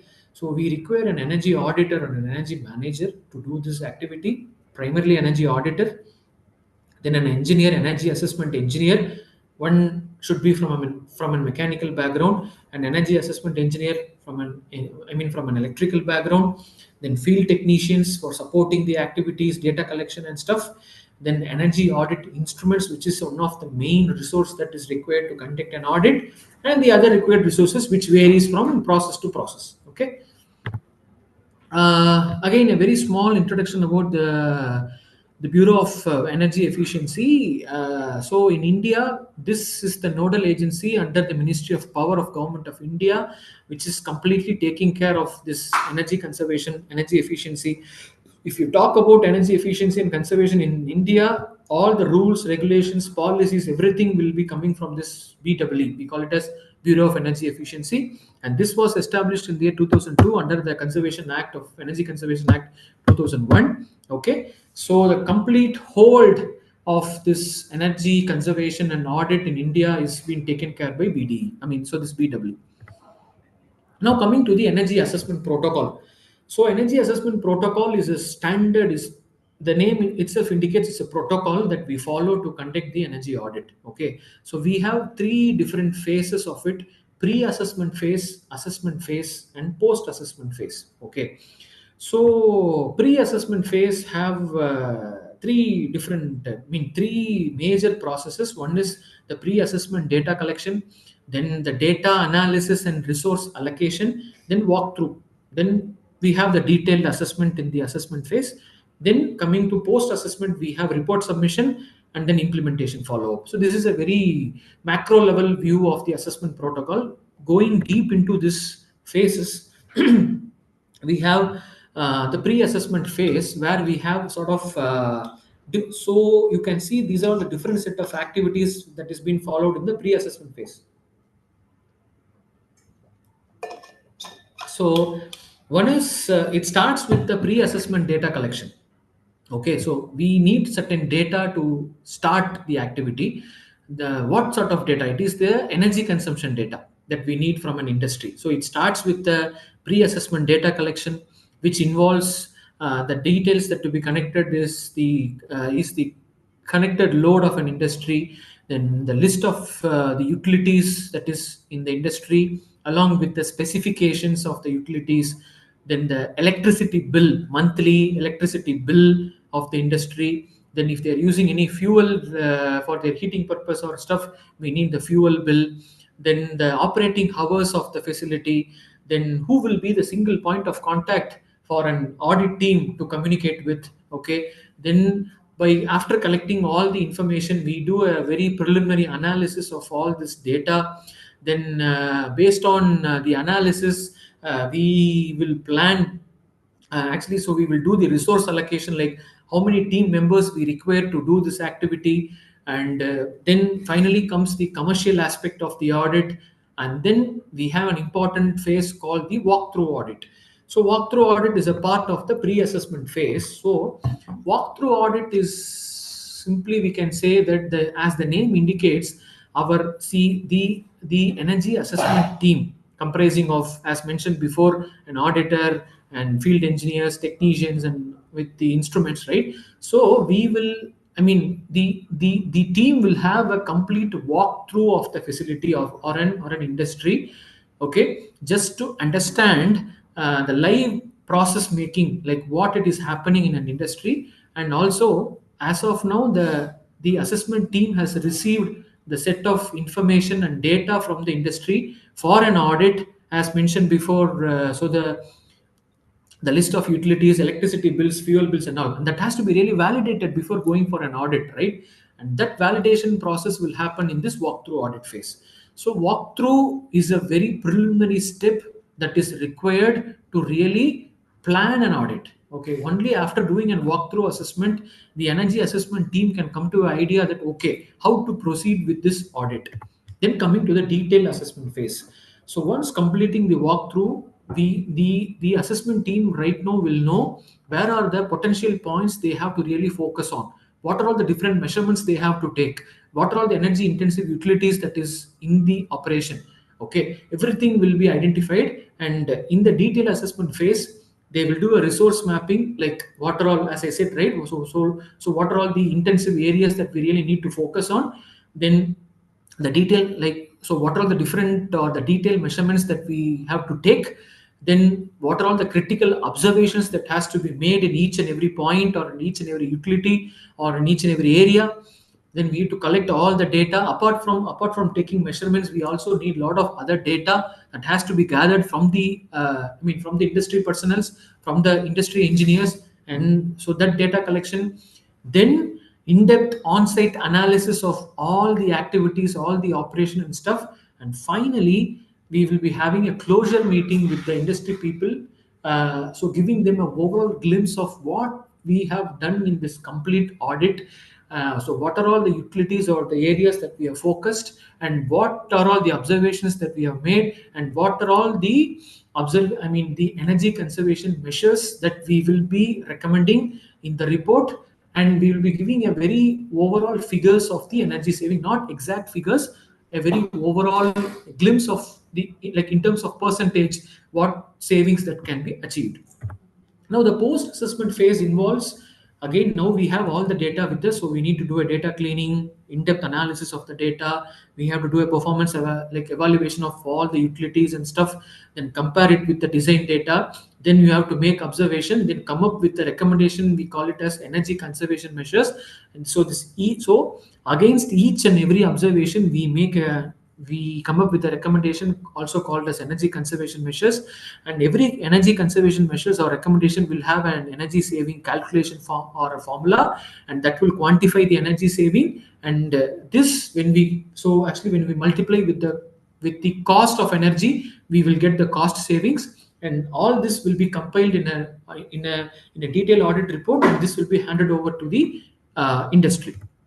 And in continuation to that, okay, once after submitting the audit report, we will give some time for the industry to really plan for the implementation. Okay, so now only the audit is over. The industry has not really implemented to witness the savings, what we have recommended. So what we have recommended in the report has to be implemented by the industry, right? And so we give some time for the industry to plan the activities, what are all, like how they can really plan in terms of financial planning, in terms of process planning, in terms of vendor planning. Lot of planning is required to implement this ECMs or the recommendations what we have given in the report, right? Once the industry starts implementing, then again the team goes to the industry. They will do a monitoring and verification that okay, what we have actually measured before and what is the measurement now. So the difference is what the savings, okay, due to the implementation, okay, and that will be projected in a very short abstract report, and that will say actually, so that is called as the validation report. So this is what we call it as the post assessment phase. So these are the three important phases that is involved in the activity: pre-assessment phase, assessment phase, and post assessment phase. And so these are some of a very few the field images that we have taken during our energy assessment activities in the industry. If you can see in the top, so the people are addressing the different utilities, and at last we have a closure meeting where we sit and talk with the officials of the industry. We say what all we have observed and what is our deliverables. Okay. Now coming to the utilities. So as I said before, the audit will be completely focusing only on the utilities. We have three different, so major classification of utilities: mechanical, electrical, and thermal. Okay. So coming to the electrical utilities. So first of all, you need a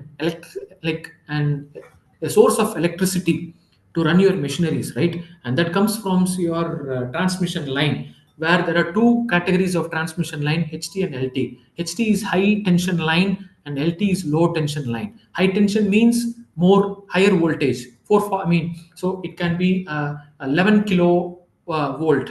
Okay, so 11,000 volts. Okay, so 22,000 volts, 33,000 volts, 66,000 volts. Okay, so it is of high capacity, high voltage lines. Okay, LT lines is what typically we use in our households. So it will be a 240 volt lines. Okay, so this is the difference between HT and LT line. Most of the large scale, I mean, all the large scale and medium scale industries will be using HT line. When it comes to micro and small scale industries, mostly they'll be using LT line. Okay, and transformer, as you all know, this is a device for step down your voltage from high voltage to low voltage, like from 22,000 to 440, from 11,000 to 240. Okay, to step down your voltage for distribution, you need transformers. Okay, and the demand management, again, every industry will have a set of connected load, and based on the connected load, they might have got a sanctioned demand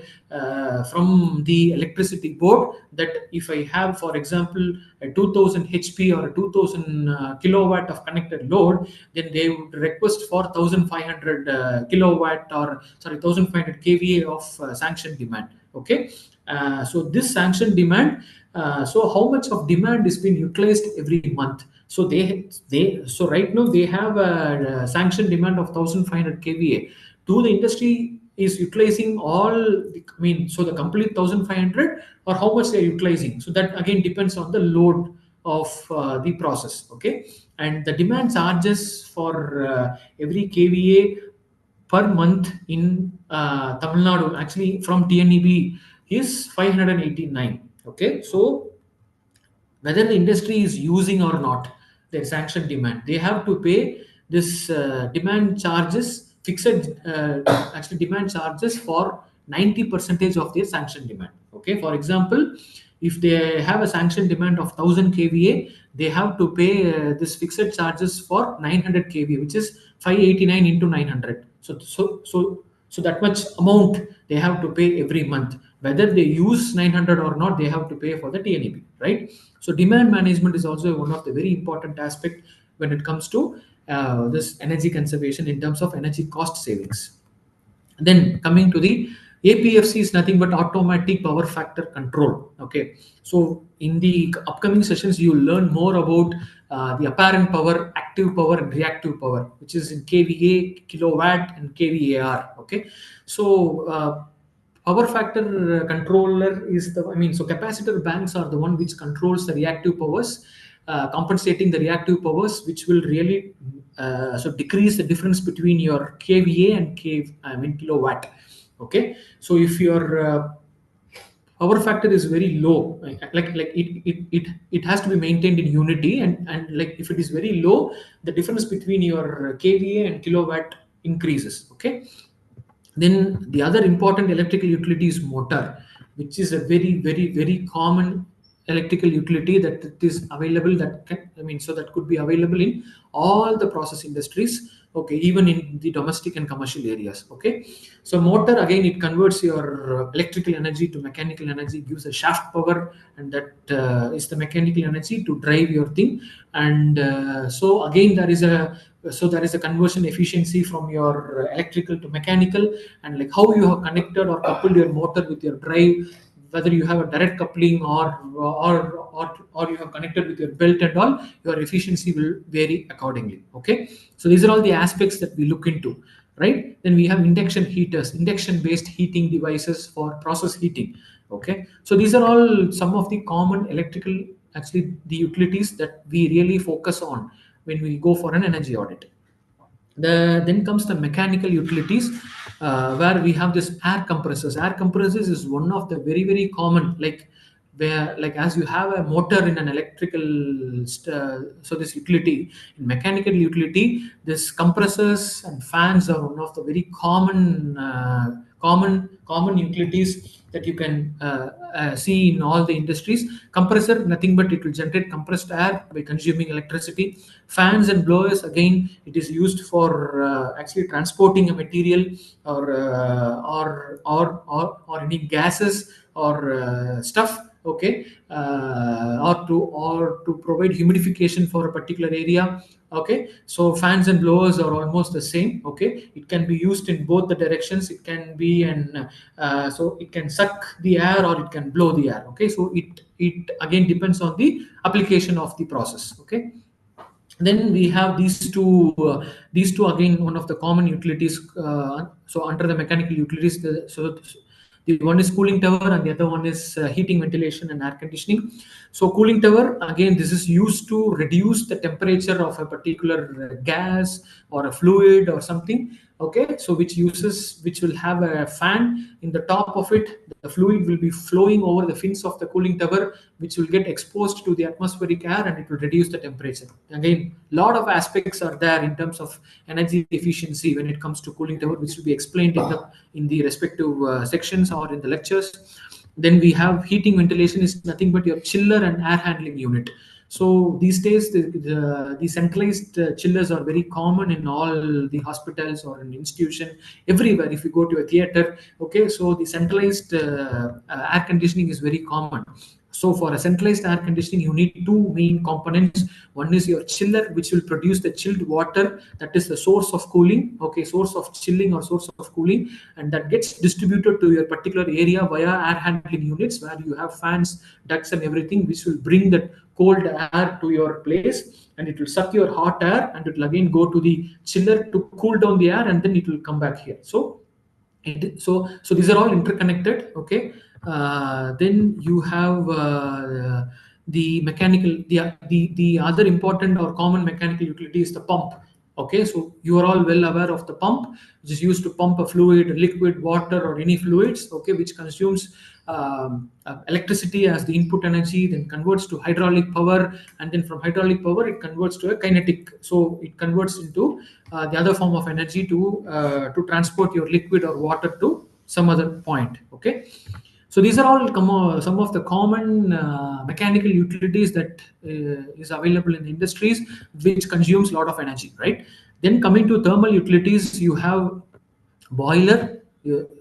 Again, one is a very familiar stuff, which converts water to steam. Okay, and steam will act as a source of energy for all the process heating. Okay, and that is distributed via a steam distribution system. And after distribution, the steam will get condensed, and the condensate water will again fed into the boiler to convert to steam. This is a cycle which happens. Okay, so here the input energy is fuel. It's not electricity, it's fuel. Okay, then we have a thermic fluid heater. Again, it is used for process heating, where you have an oil as the heat carrying medium or as a working. So in boiler, your working fluid will be water, and in a thermic fluid heater, your working fluid will be a synthetic oil.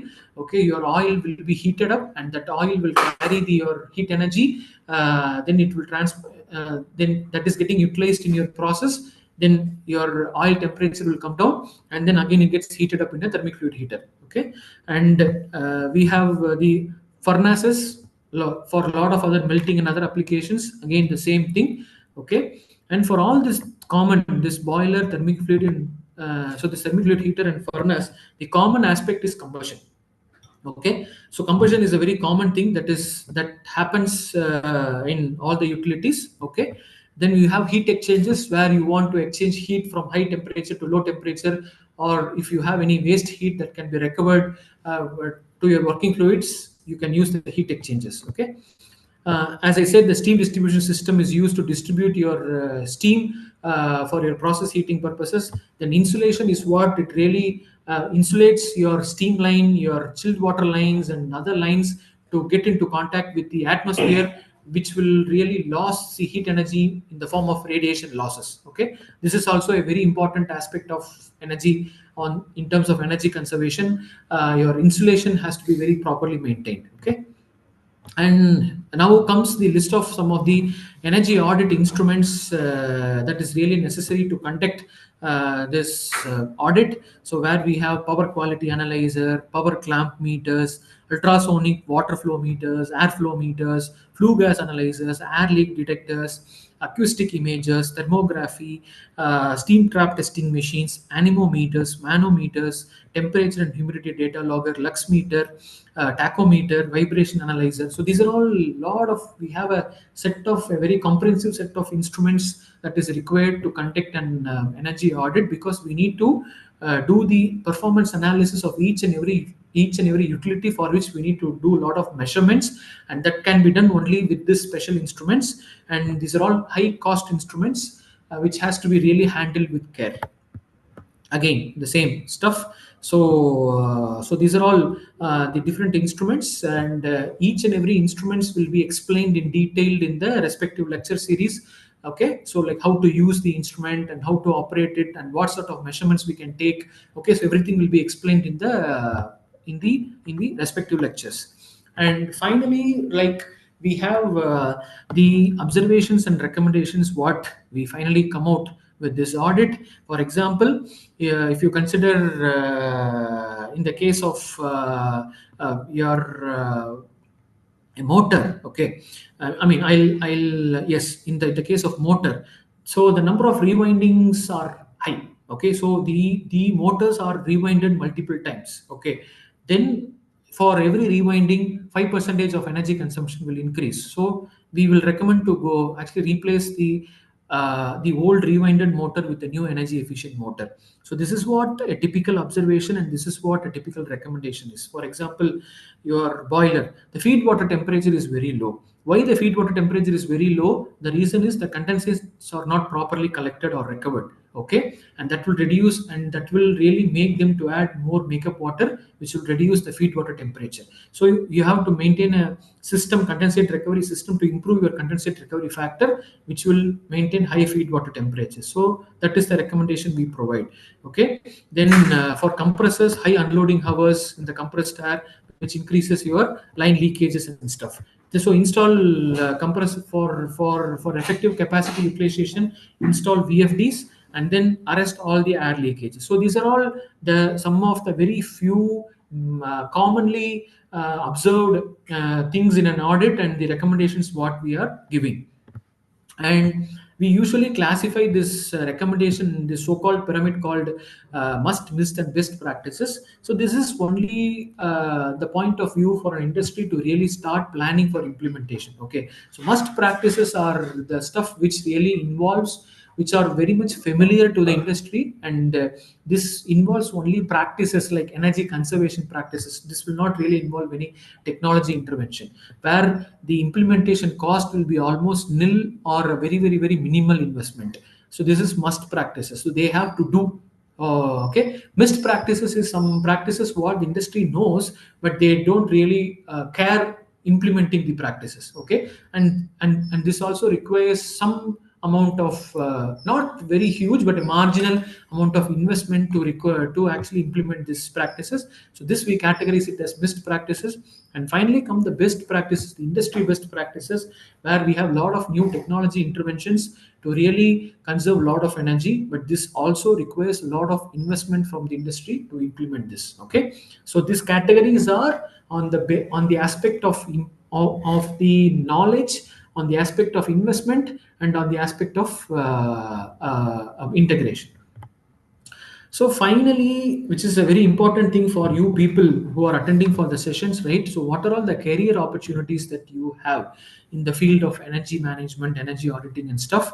One thing, you can get employed directly in an industry. Okay, so you can take care of the complete energy activity of a particular industry by getting placed in an industry, or you can have your own consulting services where you can address a lot of multiple industries, where you can form a team of yourself and you can go for an energy audit, do the energy audit, then you can actually come up with recommendations, give a report to the industry, come back, get money, come back, and then you can go for the other industry. So if you want to sit in one particular industry, you can go for an stuff, or if you want to have your own consulting also, you can go with this option.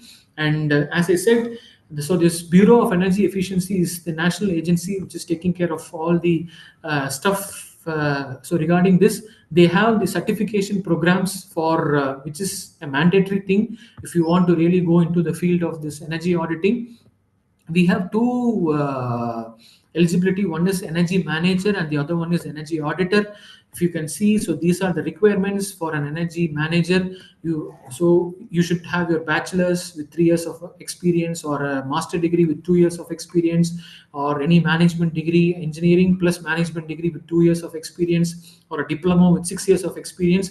You can apply for this energy manager exam, which is called as certified energy managers. Okay, and for energy auditors, almost the same. Okay, and you can apply for a certified energy auditor. So this will be conducted every year by by BEE, where we have 4 exams. Okay, 4 papers to be cleared. For energy manager, you have to clear 3 paper, and for auditor, you have to clear the 1 more paper. So total 4. If you clear 3 papers, you will be an energy manager, and if you clear all the 4 papers, you will be an energy auditor. So you will be a certified auditor. And beyond this, if you are a certified auditor for about 5 to 6 years, when you get expertise in a particular sector, you can apply for accreditation, and you will be an accredited auditor as well. And that adds a lot of value in terms of commercial aspect and in terms of recognition among the industrial fraternity. So this is what the basic introduction session that I want to convey, and I hope you got some insights of what I tried to convey. And now we can really start with the question and answers. Thank you for your valuable time for listening to this presentation. Thank you, Mr. Deepan. An excellent presentation. So much of knowledge. I mean, so much of content in the last 1.5 hours that we heard. Students, I hope this has been the best kickstart for the entire series, and all of you have completely soaked into what has been presented in the last 1.5 hours. I mean, please, I see that many of you are logging off. I know it is time for you to leave your college, but we'll quickly, go through the quiz, Mr. Deepan, if you are okay. We can finish the quiz and then Yes. take the questions. So questions, as I told you, raise your hand. We will unmute you and allow you to ask questions. Otherwise, you can also write your questions in the Ask Pals PMO. Once we come back from the quiz, we will open up the chat box as well. So you can start typing your questions. I will keep the chat box open right away. So that, all of you, if you have any questions, you can start asking your questions in the session. Yeah, the Slido quiz link has been pasted. I'm sure most of you would have, all of you rather would have, registered into the quiz. So we'll get into the quiz without delay.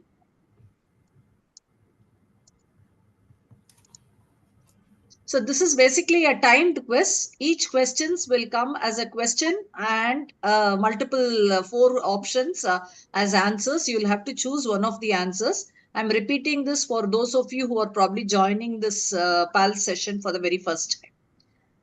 So what you need to do is there is a registration link in the chat box. Click on the link, register with your name, a hyphen, your college short name. I see many of you are joining, but then not with your college name prefixed or suffixed. It may not help. And put your email ID as well. Now, when the questions are coming, do not come to the Zoom screen. Stay on the browser only. The Zoom screen is not going to be responsive. Please stay on your browser. There are 432 of you, and I see that only 172 have joined. So kindly quickly join. I'm going to give only a minute more. I see faculty are all showing a lot of interest. I see Kamla Kannan sir's name.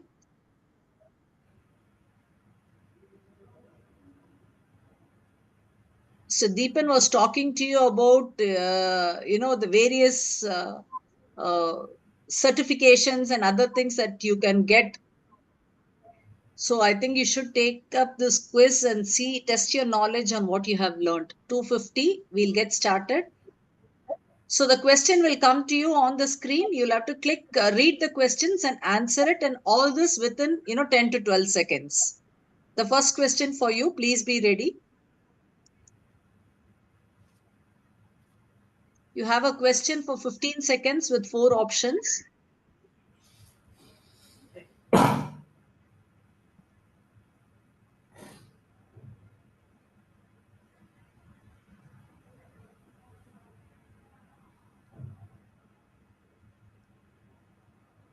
Okay, there's a mixed response here. And then the right answer is Heidel option C. Moving on to the next question. And this question, out of 314 people, only 168 have answered. So you have to be very quick in reading your question and responding.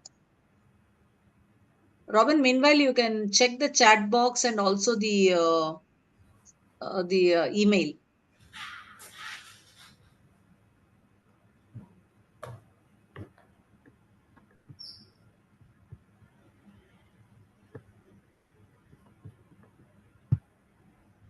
Okay, we seem to have some majority here, and that is the right answer. Good. Moving on to the third. All these were discussed in the session today.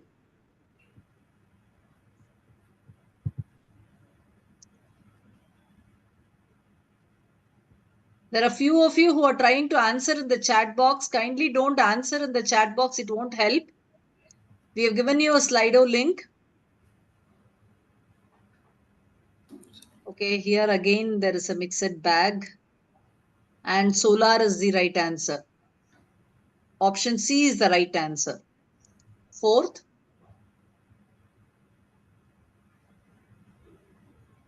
You're not actually participating in the quiz if you are answering in the chat box.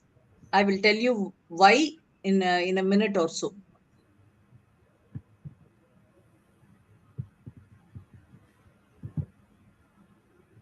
Okay, again here multiple people have different answer. Okay, and the right answer is just the 20% of you who have got that option D. Fifth question. Mahesh K, kindly don't answer in the chat box. We are not monitoring the chat box.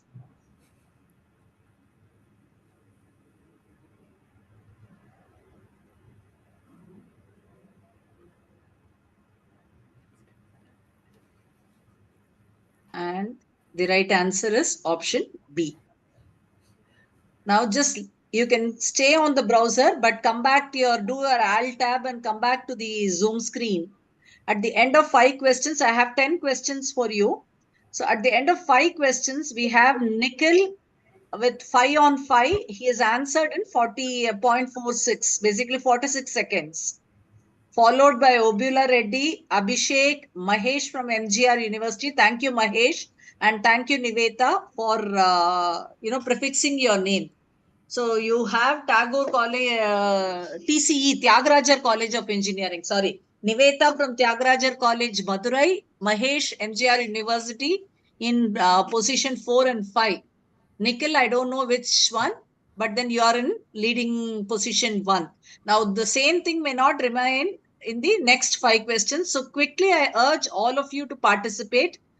Be prompt in answering your questions. Go back to your browser, please. The 6th question for you.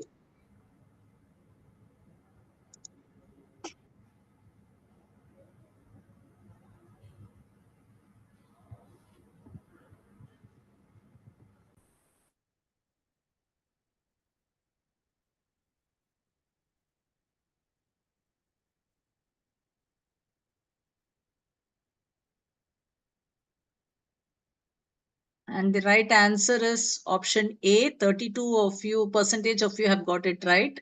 7th question.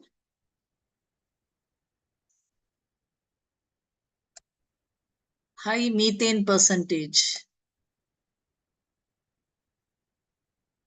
Balu Vadalur, we are not looking at the chat box. Please don't answer in the chat box.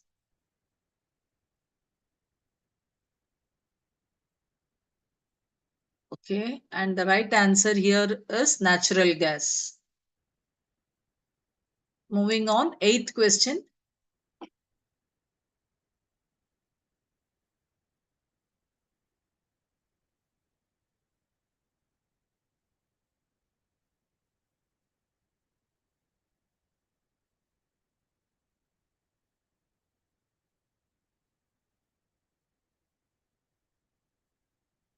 The right answer is electricity. 25% of you have got it right. The 9th question.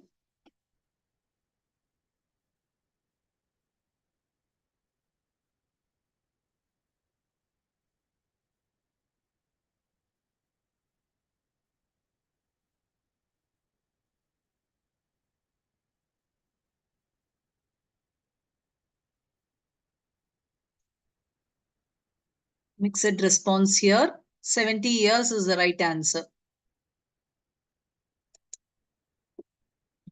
The next question.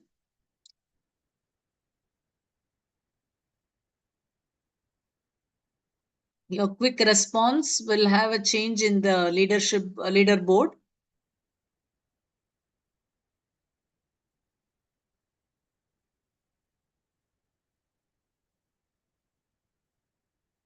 All these numbers were mentioned in the session today, and the answer is option D. You can now come back to the Zoom screen.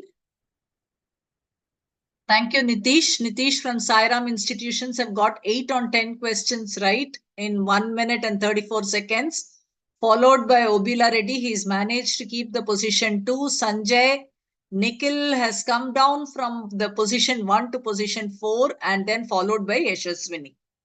And if you see, the hardest question was the last question, I think. Many of them did not get the answer on what is the charges on the KVA per month for the industrial HT connection. Anyway, congratulations for all those of you who have participated. Let us now go into the question and answers. Any questions? We can use the chat box, raise your hand, send a mail to us. You can use all kinds of means to ask questions. And asking questions is the right thing to do when you attend a session after 2 hours of listening to the speaker. You need to ask some questions.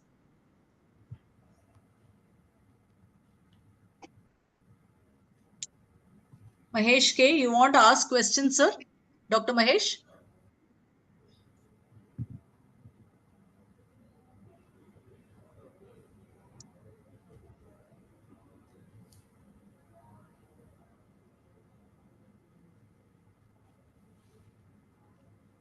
No, there is no question. Okay.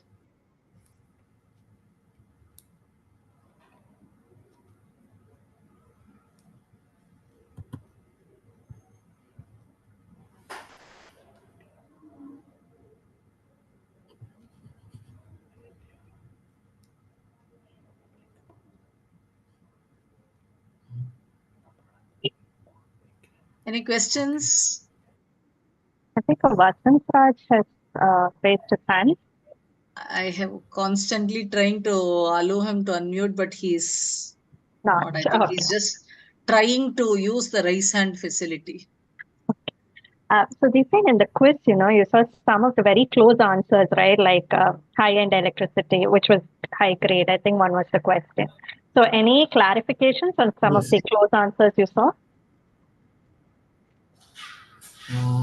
For the high grade of energy, right? Yeah, I think that was one I noticed. A couple of others also had very close answers, So I just... So because I think so high grade of energy, the people actually usually they'll think in a way that which is more intensive in terms of its effect actually. So that is the reason we have given heat and electricity, right? So heat, so they might consider it as a very high grade of energy, but the concept of grading is like how it is really concentrated and how it can be easily converted to available energy to do a work. So in that aspect, electricity is what highly concentrated, and it can be easily converted to useful work. I mean, available energy to make useful work. So that is why so electricity comes in the category of high grade, and heat comes in the category of low grade. So I think people, I think they have thought in the aspect of, okay, heat is more in terms of aspect of the visual effect and the feel that they get, right? Okay, so heat is what high grade. So I think they should have the real understanding of what is meant by high grade and low grade, which you already taught in the session. Okay, yeah, okay. That's a good clarification. And I also saw the quiz was pretty easy, but you should have listened very closely to Yeah. many things said, It no? had a lot of numbers that they had to And capture and yeah, remember. yeah, I think, yeah. Is there a way to that we get the PDF through any way? The presentation material, I think you're asking Dr. Mahesh. We will take the concern from the speaker, from the Energy Consortium team, and then we will see if we can share it with you. What is the future plans for more energy generation and storage transmission? That's a Okay, question. so the government is really so planning to actually build a lot of capacity. As you can see, the share of I mean the source of energy that is getting shifted from the fossil to the renewable based energy generation sources, right? So typically right now, so we are completely relying on the coal based electricity, which comes from a thermal power plant. So we used to generate electricity from coal, and now the grid capacity is getting increased in terms of solar and wind. So I think in another 5 to 10 years of time, the government is really planning to have more grid capacity in terms of the solar and wind, which again actually requires a lot of infrastructure development in the storage part, because so this thermal power plant are really operated for the base needs of electricity, and this wind and solar, as of now, they are operating only for the peak demands that they get in the summer season and the other season to match the peak demand. So the base demand is being compensated by the thermal power plant, and the peak demands are being compensated by the solar and wind. But if you really want, if I mean your grid to be completely relied on the green power from wind or solar, then you have to really work on a lot of infrastructure for storing your energy. So energy storage is one particular aspect where the government is really focusing on, and a lot of technological developments and interventions are happening on energy storage. So this will really, only if we have enough technologies and capabilities for energy storage, you can really increase your grid capacity on the renewable side. Okay, whoever asked that question, I hope it answered. There's another question on why biogas engine is still not in market. Okay, so biogas engines. Okay, so as of now, I think I mean a lot of the developed countries, like especially if you see, so in the European countries, so they have actually, so they are using so these biofuels. Okay, so the liquid fuels generated from biomass and other bio residues. Okay, so all these biofuels are being used as a very common transportation fuel. Okay, but as of now in India, the only thing is either, of course, we use the fossil based the petrol or diesel.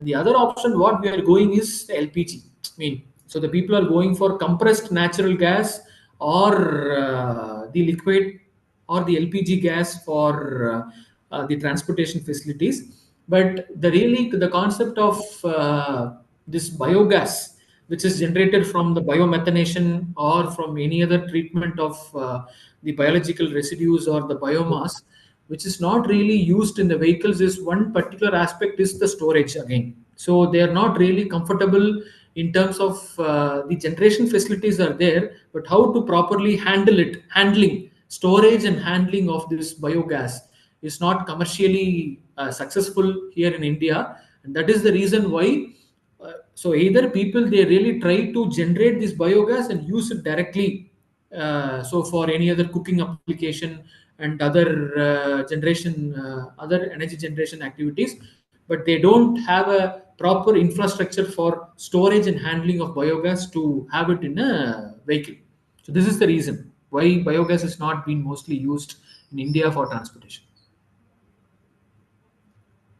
Thank you, Mr. Deepan. See, there is another, I don't know if it's probably an ask.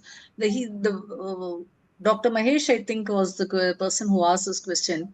Pre and post energy audit, is there any case study for one industry? Maybe will be very helpful for them, is what. Okay, so yes, actually, the pre-audit case study will be the baseline measurements what we take at the time of the energy audit. So that will be the baseline scenario, and the post-audit will be once the industry has implemented most of the energy conservation measures. Like, so how they have reduced their energy consumption. We have a case study from a textile industry where we have done an audit for a spinning mill in Tamil Nadu, in the Tirupur actually region. So where almost 80 to 85 percentage of our recommendations have been implemented by the industry, and they have really witnessed all the savings what we have recommended. And we have also done an MNV audit, which we call as measurement and verification audit, and we have compiled it in a report, which I can share it with you people in the coming sessions. Yeah, that will be quite helpful. Maybe in the next or I think the last session you're planning to do the energy audit, right? If you could show that, it would be really So I'll give a very short glimpse about this case study report. Yeah. So thank you, Dr. Thank Mahesh, you. for bringing that up. That's thank you, definitely a Deepan. value add. Yes. The other question was for an energy manager, they're asking what kind of an experience is needed for being an energy manager. Okay, so again, I have already mentioned in the slide. It is like if you are an undergraduate, so you should have 2 years, right? 3 years of industrial experience to appear for the examination. And if you are a postgraduate, you require 2 years of industrial experience to appear the examination. And if you have a bachelor's in a technical degree and a master's in a management degree, then again the same applicable, 2 years of industrial experience to appear the exam. And for diploma holders, you should have 4 years of industrial experience. Sorry, 6 years of industrial experience to appear the exam. So this is the eligibility that we require to appear for this examination. So without this certification, you cannot get into this field, is it? Just by your engineering degree or your diploma work experience? Not really, actually. So because of course we can we can get involved in the activities, but see the stuff. I mean, the actual point is once after the assessment is done, and then we will be presenting an audit report to the industry, which has to be really signed by an auditor. So that gives the validation of the activity that we have done, and that cannot be signed by any other common persons or an engineer. It has to be signed by a BE certified energy auditor. Okay, but it is not necessarily that only auditor or a manager has to go into the field of energy auditing. If you are an engineer and if you really have interest, you can really start doing this activity. Once you get some ample amount of field experience, then you can really appear for the examination. But my suggestion would be, if you are a graduate, it's like either a bachelor or a master's or even a diploma holder, you should really spend some time in the field. You should get a lot of experience. I think that will also make your examination preparation and your examination cracking the examination will be easy. Okay, then you can become a certified manager or an auditor. That adds again a value to your profession. Then you can again continue the activity. So you should really start doing on-field activity with your degree. Not you should really not go appear for the examination as a fresh hand without any industrial experience. Yeah, one more question, Mr. Deepan. Yes. I didn't make note of who asked this, but India is largest producer of dairy production. So the gobar gas production is more. Why have we not introduced this gobar gas a lot in energy consumption? Yeah, again, as I mentioned earlier, so the biogas, I mean, the answer for biogas, again, it will apply for this as well. So the gobar gas is again one form of a biogas. Okay, so this gobar gas is being so used in a decentralized fashion for many cooking and other thermal applications, right? If you go to the villages where they really generate a lot of gobar gases, okay, so they are using it for a lot of cooking application and other stuff, and other heating application, but it is not really used as a commercial fuel. The only problem is storage and handling of this gas, like an LPG, like in the form of an LPG cylinder, is not yet been commercialized. Okay, so that is the reason why, even though we have a lot of potential to generate biogas, it is not being commercially used for many other applications. Okay, thank you. The last question, I suppose, from Srinivas of BVRIT. They are from Hyderabad. Hydrogen production from biogas economically feasible? Hydrogen production from biogas. Okay, so again, lot of technologies are involved in generating hydrogen, and we have different categories of hydrogen as well. So they call it as green hydrogen, gray hydrogen, black hydrogen. So again, so there are a lot of process. So we have different categories, different raw material, base material to generate hydrogen. But to be honest, I'm not very much familiar about this particular process of generating biogas, I mean hydrogen from biogas. We need to really look into which particular technology they are looking for or they are deploying for this. And there are, again, I hope there are possibilities for generating hydrogen from biogas, because the composition of the biogas will be high on methane. Actually methane and hydrogen as well, so it will be effective to generate hydrogen from biogas. Okay. These are the questions. Probably if there are any follow-on questions, please, write to us at askpalspmo@gmail.com. We still have 4 more sessions. We will get them clarified with the speakers as and when, the session progresses. So thank you, Mr. Deepen. Over to you, Dr. Kelita, to conclude the session, and we are already late by 20 minutes. So all right. So very quickly, we had close to 600 odd participants logging in today's session, and it was from an interdisciplinary team. Students across different years and different branches have logged in, and so it was really good that you started with the basics of the energy efficiency, right from the sources and the classification of energy, all the way up to the energy efficiency, consumption, and energy intensive sectors and industries. And I think what really sets the session apart is the industrial purview that we have got through this session of why the utilities are preferred over the processes, what are the practices, the behavioral aspects, and how is it different energy conservation and efficiency, and all of these. And I think the real-time view into the energy audit process and processes and phases, along with the career pathways for students to get into this field, has been a real take-home for, I think, each of us who has attended this session. So you have laid the base, and we look forward to the continuing sessions where we're going to go in depth and build on the knowledge that we've gained today. So thank you very much, Mr. Deepen, and we look forward to the rest of the remaining sessions from your team. Thank you, Dr. Kalita, and thank you, Sujata ma'am, for this opportunity. Yeah. thank you. Thank you. All right. I think the quiz was also very interesting. So we look forward to seeing all of you back in the next session. Thank you all. Thank you. Bye. Bye.